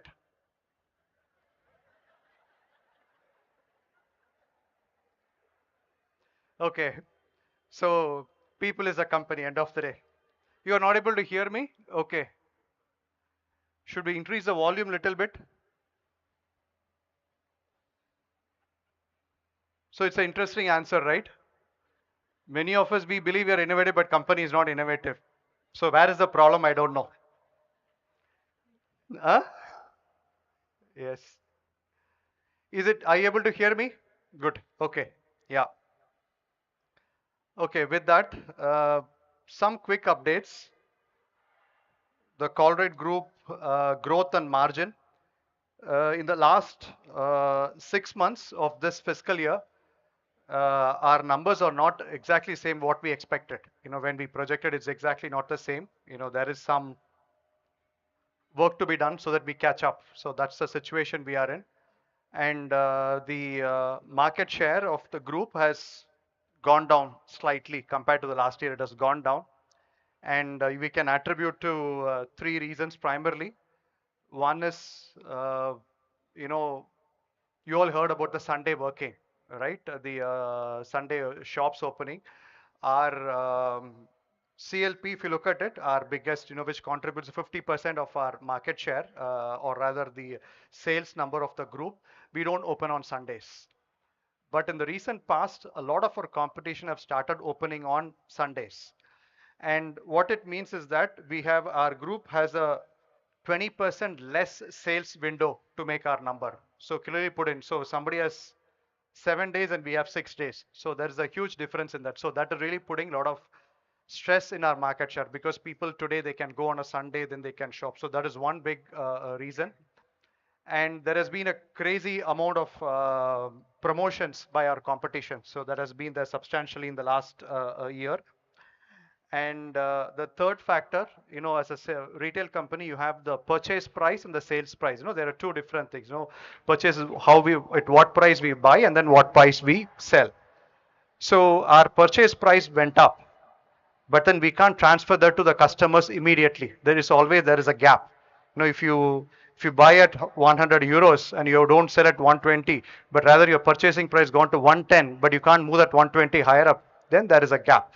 And those indicators, they don't go. So those three factors had a impact in the way our market share has gone down. So what the group is doing about it, that will be the most obvious question. What are we doing? Um,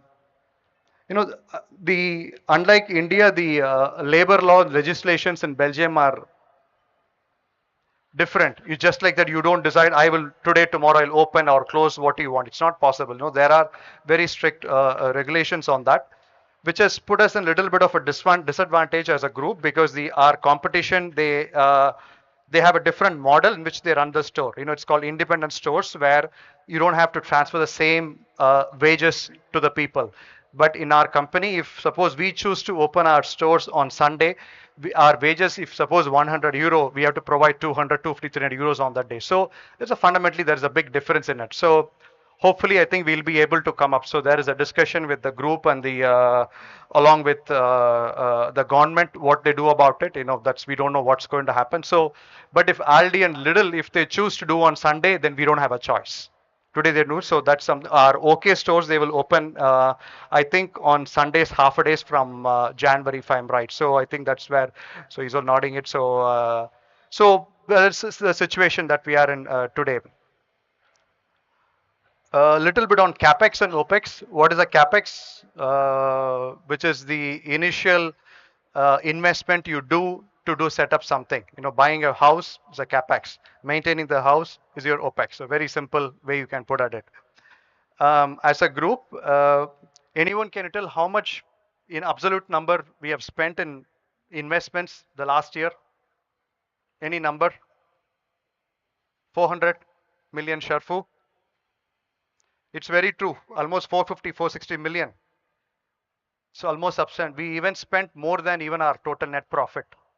So that's what we have spent on this one. So every in every 3 years, our group invests more than €1 billion in new investments, which is very, very substantial, very substantial.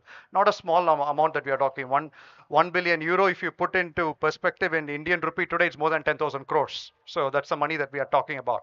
So it's not a small money. That's what we are investing in our future. And where does the money go? In building new stores, or improving a new stores, or doing a new projects, or building your supply chain. It could be about investing in technology or automation, everything. So that's where the money is going. That's our capex. But you can't do like this forever. So I think we need to put a check on it, how we are going to do that. So there will be a conscious effort to put how we make sure the group ensures that our capex is in line with our profit number. I think that will be the focus in the next few years. That will be a focus that you will see. OPEX is something where we need to win money right away. That is today. We have to win the money today, tomorrow. That's where you see some of the efforts from the group to how to cut cost or control cost or be more conscious in our spend, on the near future. That's where we're doing it, because that impacts directly your profit margin and then what you do it. So the group has chosen that for this fiscal year, though the first 6 months our numbers are not the same that we expected, but our view that whatever we gave to the analysts in terms of profit numbers, we still want to make it this fiscal year. So that's the direction that we have it.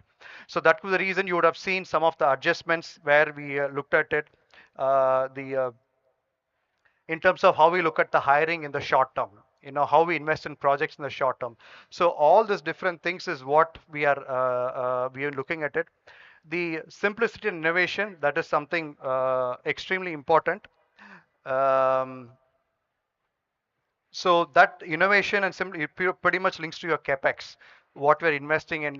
Today I think you would have read about our smart cards. Today we have rolled it in 2 stores. The idea is that whether we can go on to 1,000 smart cards in the near future. So that's something we will look at it. And a lot we'll talk on simplicity also in our slides that we do it. So to bring it, that's a nutshell about what's happening in the group. So the message is that yes, it's a very challenging and tough market, no doubt about that. Our margins are under stress, absolutely yes. Sheer pressure from the competition, that's also there. Our market share is declining, but I think being a 98-old institution, I think we're not going to get shaken up for this. But I think we know what is the sight ahead. We have a clear plan, and then that's the direction the group is looking at, focusing on innovation. So it's a time and again we have been tested. Even after COVID, we had exactly a similar situation. I think the group came back extremely strong in how we came back in it, and I'm pretty confident that we'll again get back on that. So maybe few adjustments and then we'll move forward on that point. So a little bit on India. So I'll just pick my water bottle and come.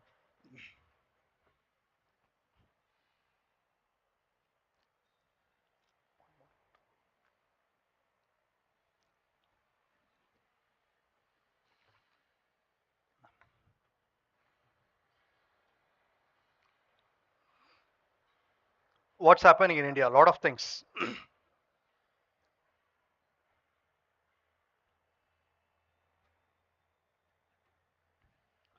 I think we are going through one of the tough global headwinds today in India. Why do I say that? Is linking to the economic activity. I think pretty much the last 8-9 months, the amount of money that has been pulled out of the Indian market is substantially high. Amount of money that has gone out of the market. The foreign investors have pulled out money, and we still don't have a trade deal with US. Though it's a sentiment or not, it does have an impact. Though the US exports contribute only 5%, but still has an impact on. There is an impact on it. And another very big thing is about the if how many of you are still holding euros and dollars here? Best time, I think. It is rupee has depreciated 20% against euro just in the last 1 year. So a year ago, if you had 1,000 euros, and now same without doing nothing, that would have been your best asset class. The way it has gone, both today. We crossed 95, 91 against the dollar, which used to be the euro exchange rate just a year ago. So it's completely fundamentally, the value of rupee is going down. which is very good for export business like us.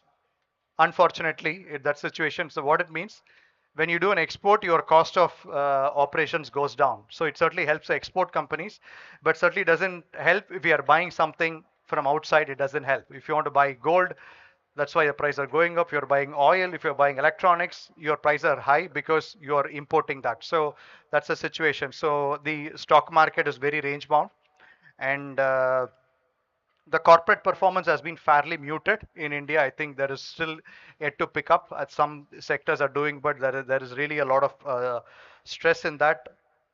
And how many of you today subscribed for the ICICI Prudential IPO? Today is the last date. I don't know if you, so one guy is telling, so we'll see the allotment, you're getting it or not. But then this is happening in a boom and a bust. We do not know. Clearly, a lot of people are making money, and then I also put bust. Many retailers are losing money. It has become a game today. IPO every other day we have an IPO in the market, which is really not a sustainable one.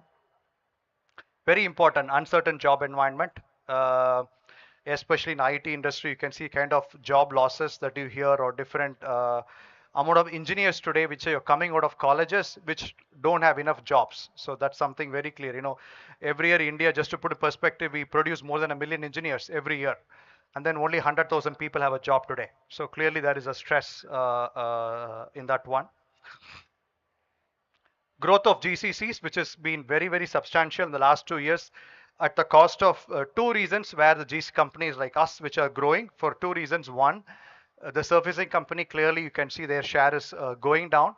And then more and more companies prefer that we have our own IT setup, which is a lot better. And then it helps both in cost advantage, knowledge retention, everything. So clearly there's a growth.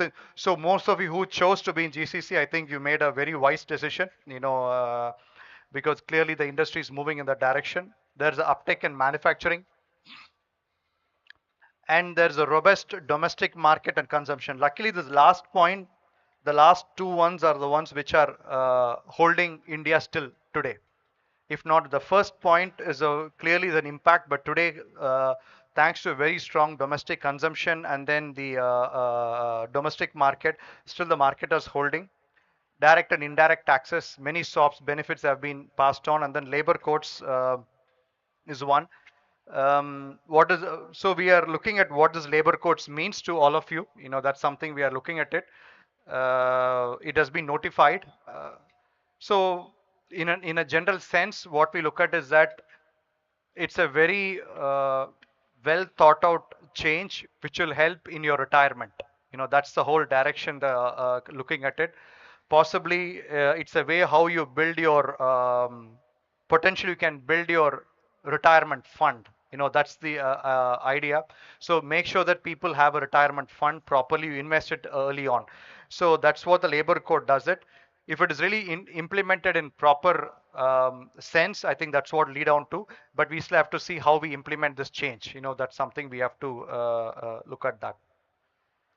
So that's in what's happening. But then I will go to the last slide on how all these different pieces comes together. What's happening in the group, what's happening in India, our ambition, and finally what is our takeaway. So that's where we will look at that in the end.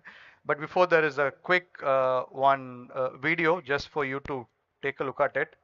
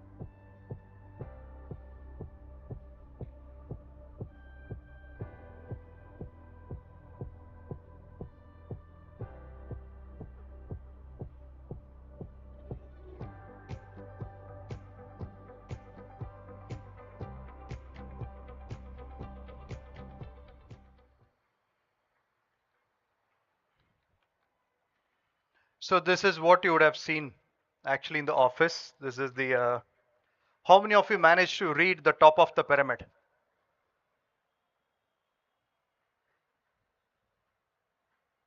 There are one or two half hands. So, so this is a pyramid, what you see there, what you see in the office there in the first floor that you see. It has lost a little bit of its shape because it built more than a month ago by all the management team from scratch.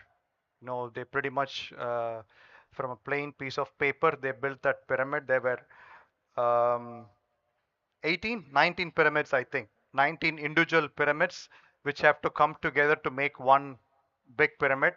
And every pyramid was done in silo. Nobody knew what they were building. Finally, it came together as a pyramid, together as one large 9 feet pyramid. And in the base of the pyramid, what you see is the values. Our Colruyt group values are there. And then in the middle is the commitment from every management team on how they're going to contribute to realize their ambition. And at the top of the pyramid, you have the 5 ambitions. So that's the summit. So that's what we build it. So what is an ambition? So so this is how we arrived at it. You know, we started with some drivers, what all the context that we are in today. From there, we prepared a SWOT, and then we came up with those 5 ambitions. It's only 5 statements, but it did take a while to come to that. And what is an ambition? No, we had a goal, and then now we have an ambition. But I'll go to the context later, why, how that picture fits in. How we look at an ambition, you know, just to put in simple way for understanding. Can we say that, let us say, you become a parent and then you have a child, and then you say when the child is born, you say, I want him to be a doctor. Okay. It's an ambition. Or an engineer, everything. Or you say, today I decide, tomorrow I want to get married. That's also an ambition.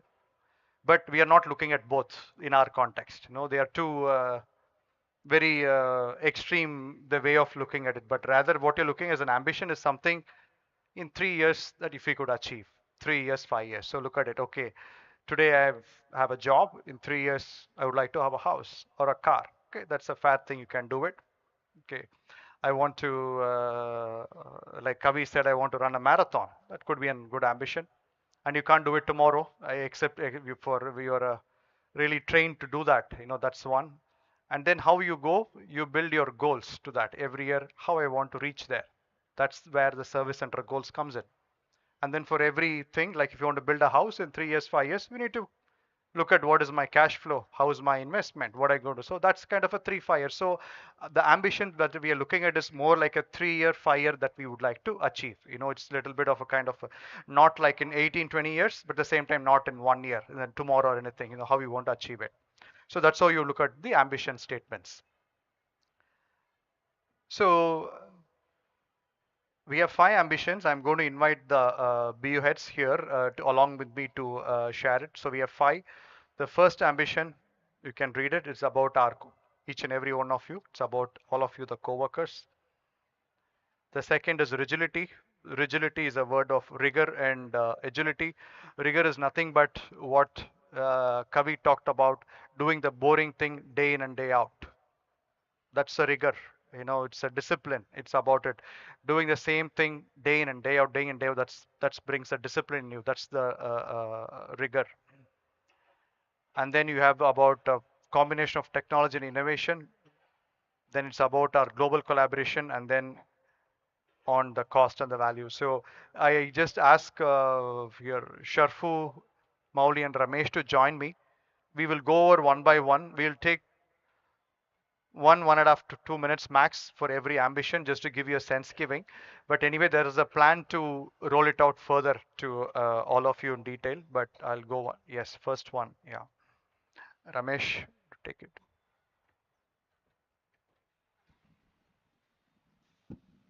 Okay, it reads, our passionate and empowered coworkers, all of you sitting here and also in Coimbatore, they make a difference together every day. So if you look at the belief that we have in the group, we say that okay, everyone comes here to do their best, and that's a true belief, and this ambition reflects that. And it also goes in our DNA when we say that when people grow, the organization grows. It's given. There's no other way of it. And when people are empowered, when all the coworkers are empowered, when all of you are empowered, you make a positive impact, and in the environment whichever we are working in, and which will also support the potential that you have. So you have an empowered place and you bring your best, which you by making a positive difference. So this shapes our culture, strategy, and the actions that we take. And we all bring this to life through meaningful coworker engagement in the entire journey of hire to retire, pretty much as long as you're with the organization bringing your best every day, and which will also be a balanced decision making, balanced actions between people and organization. So always, you might have heard this many times, and we also call ourselves people and organization.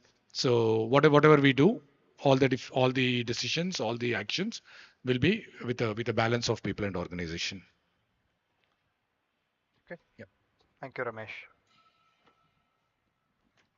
Good evening, Hyderabad and Coimbatore, Goedemiddag, Belgium.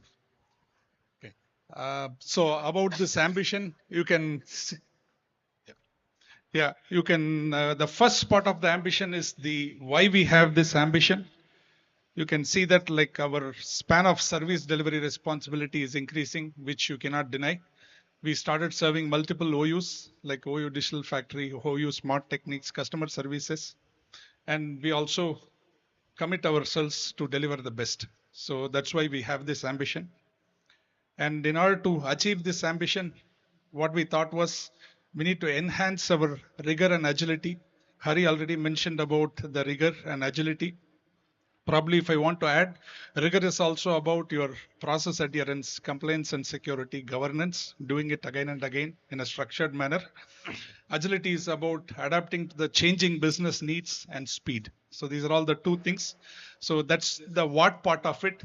Then the third thing is about how part of it. How is more of by having the rigor and agility, our partners also expect the QE time and again, right? So we have to uphold the QEE, and in order to deliver on our QEE, we need to have certain like behavioral aspects, which is taking ownership, making informed decisions. When I say informed decisions, it's at times like you may need to take a quick decision with the available information in hand.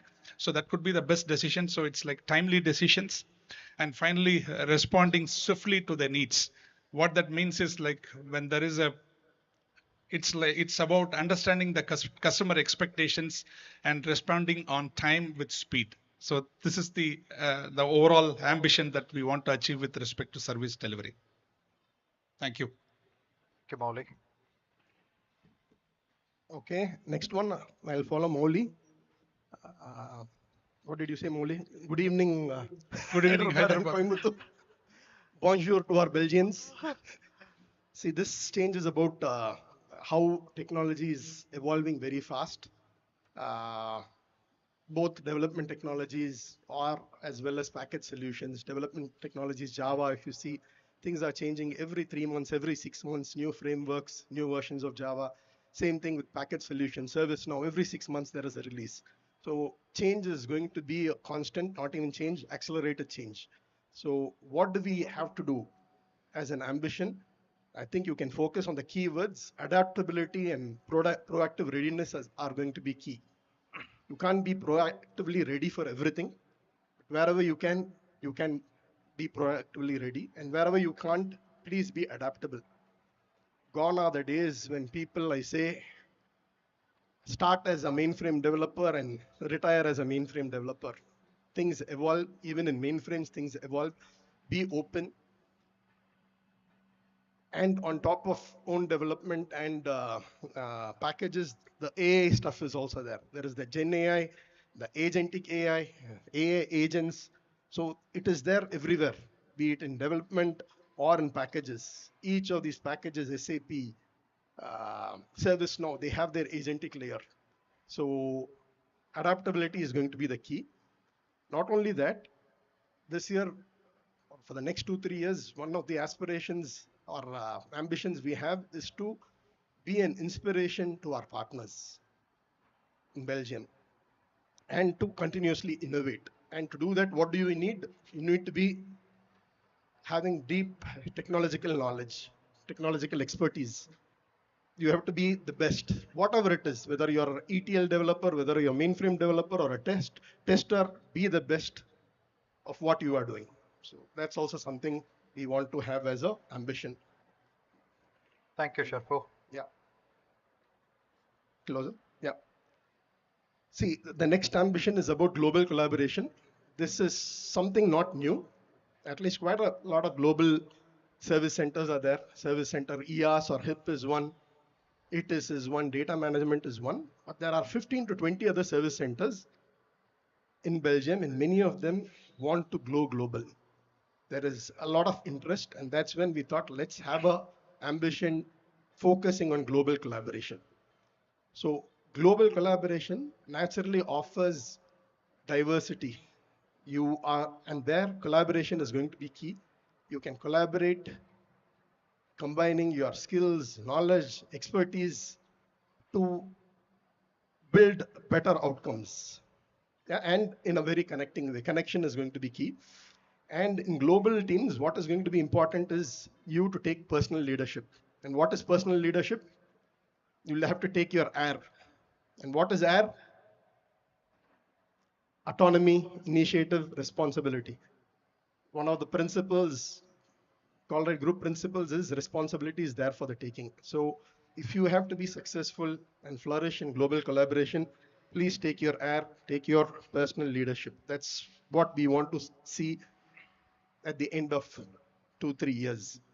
And when you take personal leadership, that's when magic happens, when 1+1 becomes 3 or even more. So that's about this goal. And the last ambition. Yeah. One more I want to add here.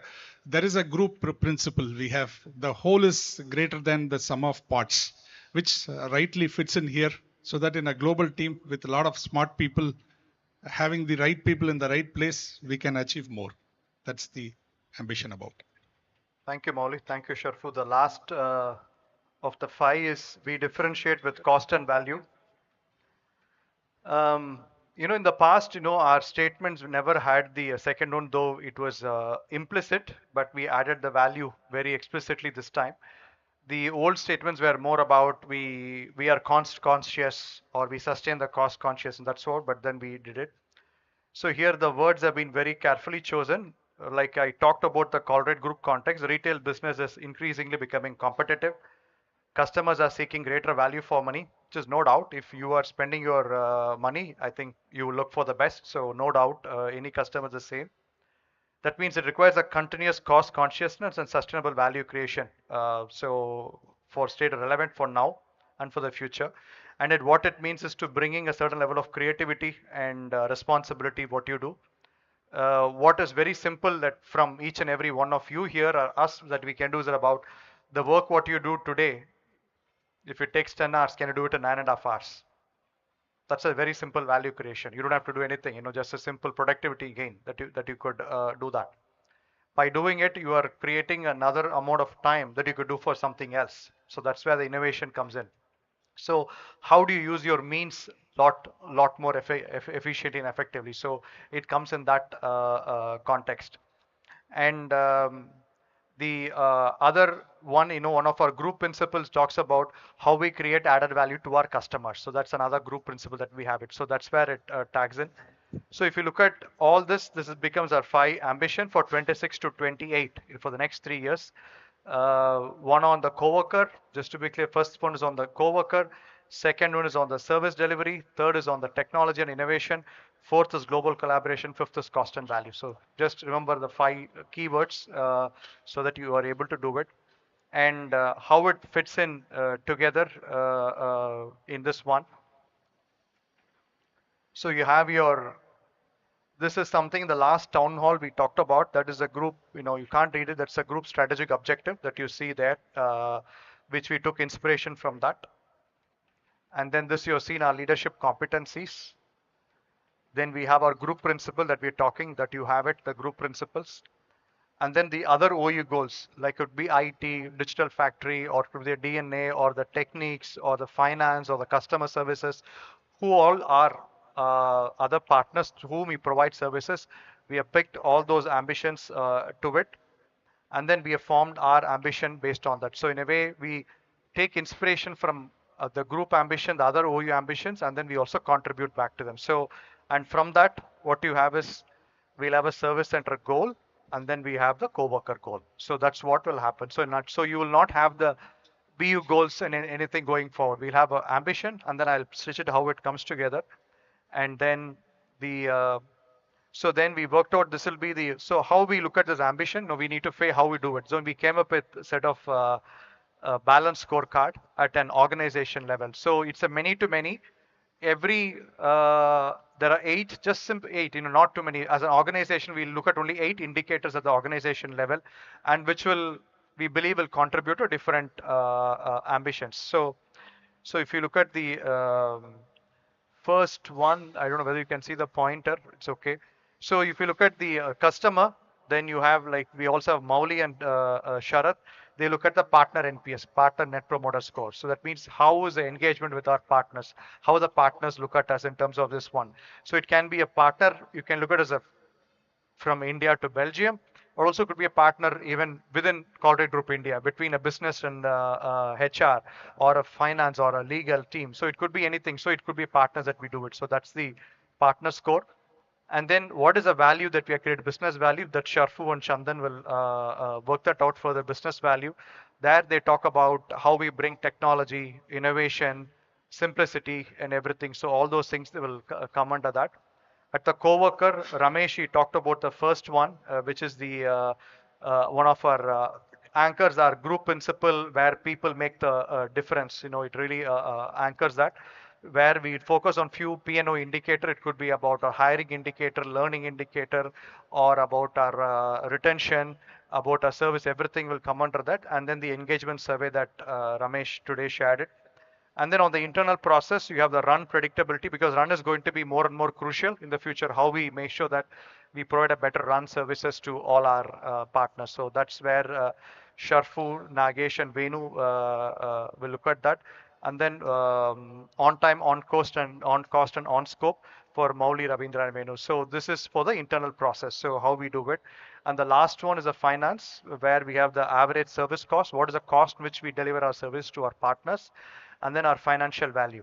Colruyt Group India is a financial, what is the value we give to the group? So that's someone. So by investing in 800, 900 people in India, what is the value we are creating? So that's what this is the whole point about. So we have 8 indicators. That's what we have it. Want to say something? Yeah. And then this is the flow in which they all will come together. In a very simple, we put it. You have your ambitions that we talked about, and then where we looked at the statement, you looked at more a clarifying statement in that. From that, every ambition will have a strategic outcome, which hopefully we will give it by end of this year. We'll be able to complete it. So that's what we will steer at the organization level. And then you have the 8 KPIs of the organization. That's what we steer at the strategic level. Then at the tactical level, you have the service center. Every service center responsible, they will work on their KPI and KRA for that one. So they will do it. And from there, we'll pick the individual goal. That's what we will set it as a part of your objective form in January. So we end this year. You're all doing a discussion for this year. Next year, when we move forward, so that's how you can see where your goals are coming from. So you could see the flow. It's just not coming from air, but there is a flow in which it's coming. And then how you're contributing to IT, how you're, because it's maybe a possible question, 80% of people here working for IT. So the question may come, okay, there's an IT ambition. Oh, do I have IT ambition? Do I have India ambition? Which is very normal to have those confusion. So I think best the way to look at it, you remember the picture that you have. We have taken inspiration from that, and we're also contributing to that. So that's the way how we look at it, because there are some ambitions, some goals here which are very specific to you, which will be not part of the IT. You can look at the IT where it's kind of the what of it, like the ambition they say is, okay, we want to be a trusted partner. That's the what. how we can realize what we can help them by being, how we being agile, by being nimble, by focusing on technology, we can contribute to that. So that's also, if there's a conversation comes in your service center global working, you say, hey, I have an ambition and I'm this, don't get immediately blocked. It's don't, okay, take it, understand it, and see how we are going to do it. So it's say, okay, it's very easy to say that, oh, there are so many ambitions and everything, but we just go into simple, it's very easy. You just put an effort, look into it, see how they are coming together, then to look very easy. So that's what I invite you all to look at it. And I think first, but not only thanks to the B heads for now, but even for the exercise, what they did. Almost it took 2 months for us to just come with this 5 ambition statement. So thank you. Yeah. So there's the last section, which is, we asked for, I'm sure it's 2 hours past we started. We will not, if there's something pressing, we can do a Q&A. But then we sent out a questionnaire to all of you. We received around a dozen questions. From that, we picked up few questions for here that we will answer it. And for the remaining 8 to 10 questions, we will answer to the people who raise the question separately. We'll do it to them. So I'm just going to pick up just few questions that we picked it up. One is from Shakti from Coimbatore. What is the future of Boni in India? The context is Mondelez, Lotus are competitor in the spread market is beginning local production of other products. A very good question, Shakti. How are we doing? What is the future of Boni? Let me think how to put it. So today we have maybe we have sold around 3,500 jars so far. That's what we know. It's still a tiny drop in the large Indian market. So the first phase of there were 2 phases of the project. First phase is that can we sell Boni in India? That was the first one. Second, if we choose to do it, can we bring them into market? Can we put them into the platform? So we did the second one. We were also saying, okay, now we can do it. So now we have gone back to Colex and say that they need to take this as a part of the strategic plan of the Colex, because from India we can't take this, we can't drive this further because we are a part of the last part of the chain. So we are asking Boni to now take it a strategic view, what Boni means to what India means to Colex the next 3-5 years. So that's an exercise which we have to do it. So until that, we will continue to our sale in our platform that we are doing it. But the point of Mondelez and Lotus is clear. But then it took around 8-9 years for Mondelez before they reached this stage. So we are 1 year into it, so we have to see after 3-4 years where we go from there on. So I'm taking a more a cautious view of Boni at the moment, but we will keep the sales in the platform for the next 6 months before we come with another strategic plan, whether we want to go further aggressively or the same way, or we look at new categories. That's a study we have to do it in the next 6 months. So on the Boni part. Second is from Parthiban. Given the rich 17 years of journey, how do we see ourselves transforming, positioning as a GCC? Think we are past the cost-driven service center stage and maybe into the extended team mode? Do we see this evolve further into more COE, end-to-end ownership, thought leadership with federation decision making? If yes, what are the key focus? So I think Parthy, you are spot on with the first part. We can't be a cost center anymore. We have to be a value creator. The second part about end-to-end ownership, COE, I think very valid question. Hopefully some of the ambitions we talked would have addressed that. That's how I look at it. We are looking at how we want to evolve in the future, where clearly there's a focus not only on the cost, but is also on the value creation in terms of how we work in global teams, how we take technology more in the forefront and everything. So hopefully we've answered that as a part of the ambition. But still, if it is something pending, I think we can discuss. In the interest of time, I will move forward, but hopefully our ambitions would address that. Digital factory has shifted to 5th floor, but still there is congestion in the 1st floor. Is there a plan to reorganize 1st and 2nd floor? Very valid question. So the question is, okay, we have 70, 80 people moved, so still 1st and 2nd floor are congested. What is the plan, from Mahinder? So it is, so what are we going to do? It's clear some days are crowded, not every day. Some days are not every day. And 26, 27, we will look at ways how we could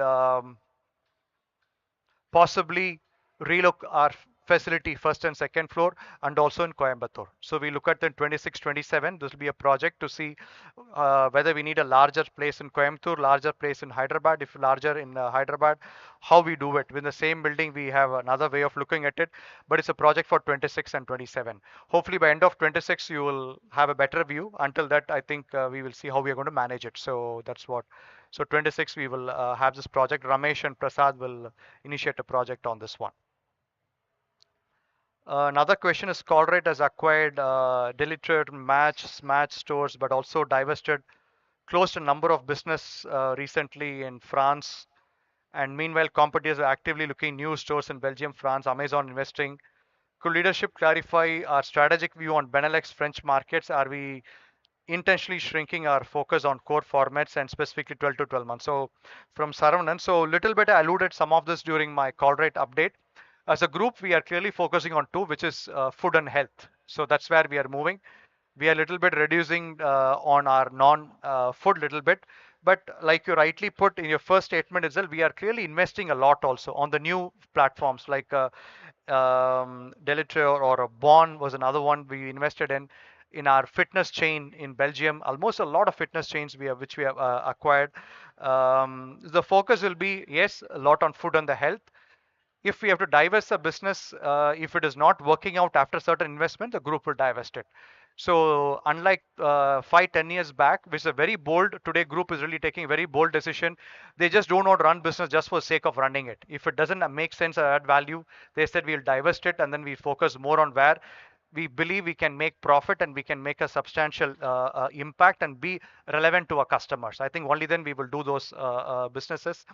And from that point of view, yes, we are today focusing a lot on Belux, more in French market today is only primarily B2B. B2C has been going down because you all know we have divested the other market. So the next 12 to 24 months, we'll focus more and more on food and health in the Belgium and Luxembourg market. But more and more group will be more happy to look at new investments also. They are more happy to look new investments. So that's the direction that we will look at it. There were some reforms in the labor code announced, so I just touched upon it. We will take some time later on that. So some of the questions that we have received. So I'm just going to leave a last slide on the takeaway, 1 minute slide for all of you from this 2 hours. What is the takeaway for all of you? You know, we looked at the Colruyt group. You looked at the stories of the projects from the team shared about it. We shared only like 4 or 5 projects, but then there are 100 plus projects every year. You guys are delivering it. Thank you so much for that, because it's just what we saw is only 4 or 5 that we are doing it. And the number of incidents that you do it and people are working towards how we make a difference to customers, it's really very commendable that you're doing it. So the takeaway is from the projects that you listen to the story on the group and then the India and then the ambition, the future. Just 6 points I want to leave it. Just get your attention just for 6 points. Even if you have dozed off a little bit in between, that's okay. The 6 points just is what is more important. What this all this means to CGI. Let us come to that. Realizing our ambition to the goal. I think that's going to be the most important thing. So the ambitions will work in goals and the individual goal. That's what we're going to look at it. And then January, we will set this out for every co-workers. That's the first one. And simplicity and innovation each day, every day. It can't be that just, okay, once in a while we do something. I think it's going to be each day, every day that we have to do it. A very good example, like, you know, innovation comes only when our means are limited. You know, only then the innovation comes in. When we have too much of everything, you know, we'll never innovate. You know, that's where the group says that how we can do more with less. You know, how we can, the master reveals himself when there is a lack of means. You know, that's where there is another group principle that we have it. So you all as a parent, many of you here will tell your children, you know, you are spoiled just because I bought you so much. You know, when I grew up, I never had this many digital devices. You know, you keep telling. Why you're telling? Because you feel that anything in abundance, it really actually kills your innovation. So I think we have to really look at more and more smarter how we look at on the focus, how we look at it, you know, how we look at innovation more. Innovation not creating new buildings or new structures, how we bring in a change in what you do today that you can be better tomorrow. That's what we mean by innovation. And customer orientation, I think another very good group principle is that customer can choose us every day. I think that's something customer chooses every day. That's a group. What it really means.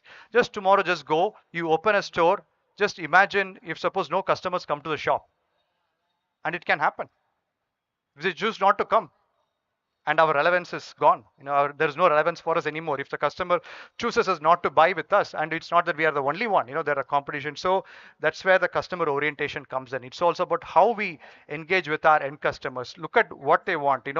They don't have the time. We can all say that, okay, hey, I have a problem here, I have problem there, I can't do this, I can't do, but the customer is not going to wait for you. You're just going to pick up a call and talk to your Swiggy customer representative or to your insurance or a banker. If you don't get a solution, how will you react? You can't tell if an extra app is not working, how your customers will react. It's really, you're just going to lose a customer. I think we have to really bring in that mindset. Customer is important. We need to orient ourselves towards a customer. It could be external customer or internal customer. When you're interacting with your own teams here or with everything, how we look at that's a customer orientation which we have to bring in. Be very vigilant to cyber and security threats, both for your personal life and also in your office. I think this one sector is getting really beautiful, unfortunately, but then you have to be really keep things under check. That's another area which is very important. And the last but not only the last but one is we step up our game. What it means is that what we're doing today is not enough for tomorrow. That means we have to really increase our pace, increase our velocity, increase our speed, increase our agility, focus on your rigor. I think that's something which is going to be very important. If what we did today, if we say that the same thing is okay for tomorrow, sorry, I think then we lost it. I think we have to really step up our game. So how we do the project? Can we do the project in 5-10% less time than today? Can we increase our productivity? That's what we should be asking questions about it. And the last one is very important. My learning is my responsibility. I think it's very important. I think this is where, and we have talked a lot about our AI, Gen AI, and the technology evolution, everything. We have talked a lot about it, so we're not going to go in it. So if you see uh, the way in which a role of an engineer or a manager or a leader or an analyst or an architect is evolving, if you're going to sit and say or take a step back and say I'll wait, sorry, I think you're going to miss it. I think it's in your interest. You have to really focus on it. As an organization, we'll provide all the means and then the platforms to learn, but end of the day your learning is your responsibility. And then things are going really fast. I think things are technology evolving very fast, and then that's something you have to look at. So it's not a scary thing, but it's more as a kind of like, okay, hey guys, we have to wake up. You have to really wake up, take a look into it. So like I said, if you have slept through the previous slides, is okay for me. Just keep this in mind. I think there's 6 important ones. But um, how we will take through, it's not that we are going to, that's where we say P and O, people and organization. It's something, there is a role for the people, but collectively as an organization, we will look at what kind of a training program, what kind of a change program we look at it, how we look at the future, where technology evolving, and then how we could help you in cross scaling and upscaling. That's something we'll also offer. Then that's something you have to take it. So again, and with the group principle, you can't pull a plant to grow. So we can only provide the means, and the rest is up to you. So with that, I'm going to come to an end. There were a lot of other things, but I'm going to cut short already. It's a lot of time. It's a little more than 2 hours, 2 hours and 15 minutes. Thank you so much for patiently sitting through and listening. Thank you. Thank you. Thank you, Hari. Hari, can we have a moment of a selfie here because you are on dais? Okay, Can do you that. guys, can you take a selfie with all of us? Yeah, I don't have the phone. Let me get it. Yeah. Hari, she got one. Yes. Should do it that one. Okay. It's a video or a photo?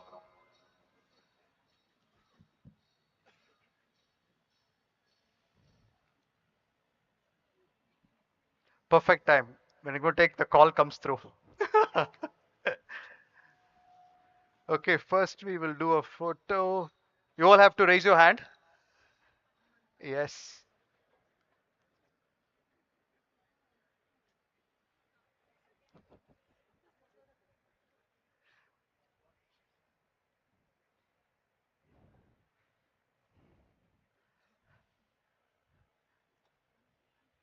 Last time I had to take 2, 3 because many were not visible. So, but I'll try my best.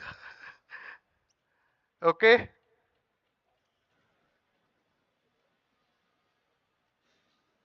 Okay. Now you can all make some noise. Yes. A little bit. Okay. Woo!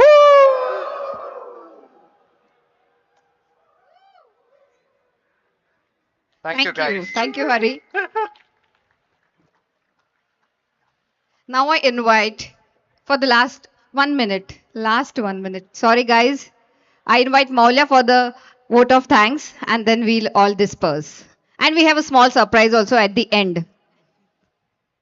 Hello, all. This evening has been truly insightful. Thanks to the active participation of everyone present.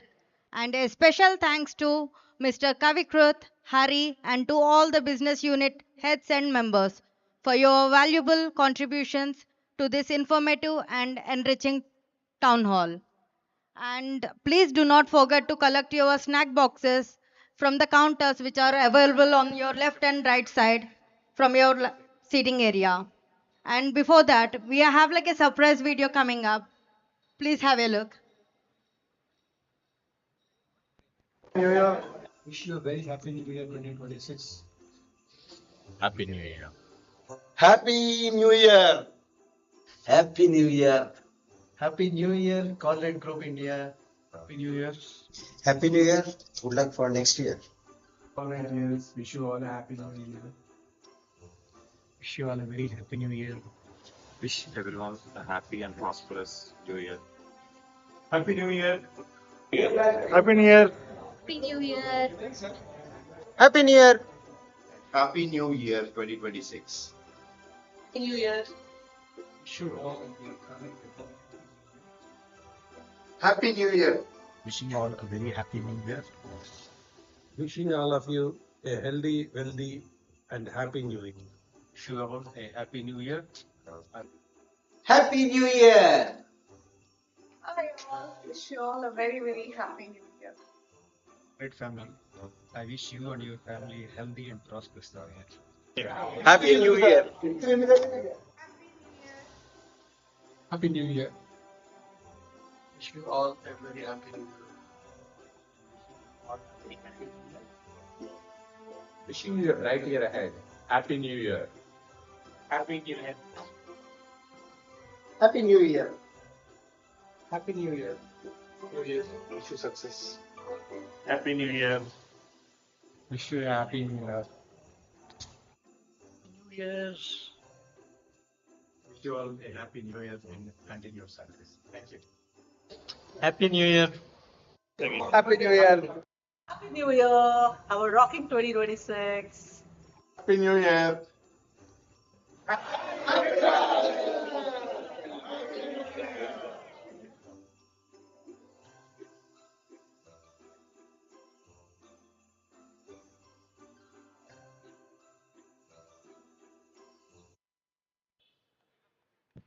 Hello. So before New Year, we have Family Day coming up on this Saturday, 20th December. Please do not forget to join the event. And before we conclude, I wanted to hear like a shout out from you all, like saying Happy New Year. Can I hear? Happy New Year in advance. And thank you so much for the participation and your presence. And wishing you a great evening ahead. Thank you. Small announcement, guys. Please pick up your snack boxes from the counters behind the seating, and the washrooms are located in the ground floor. Please follow the path towards the washrooms.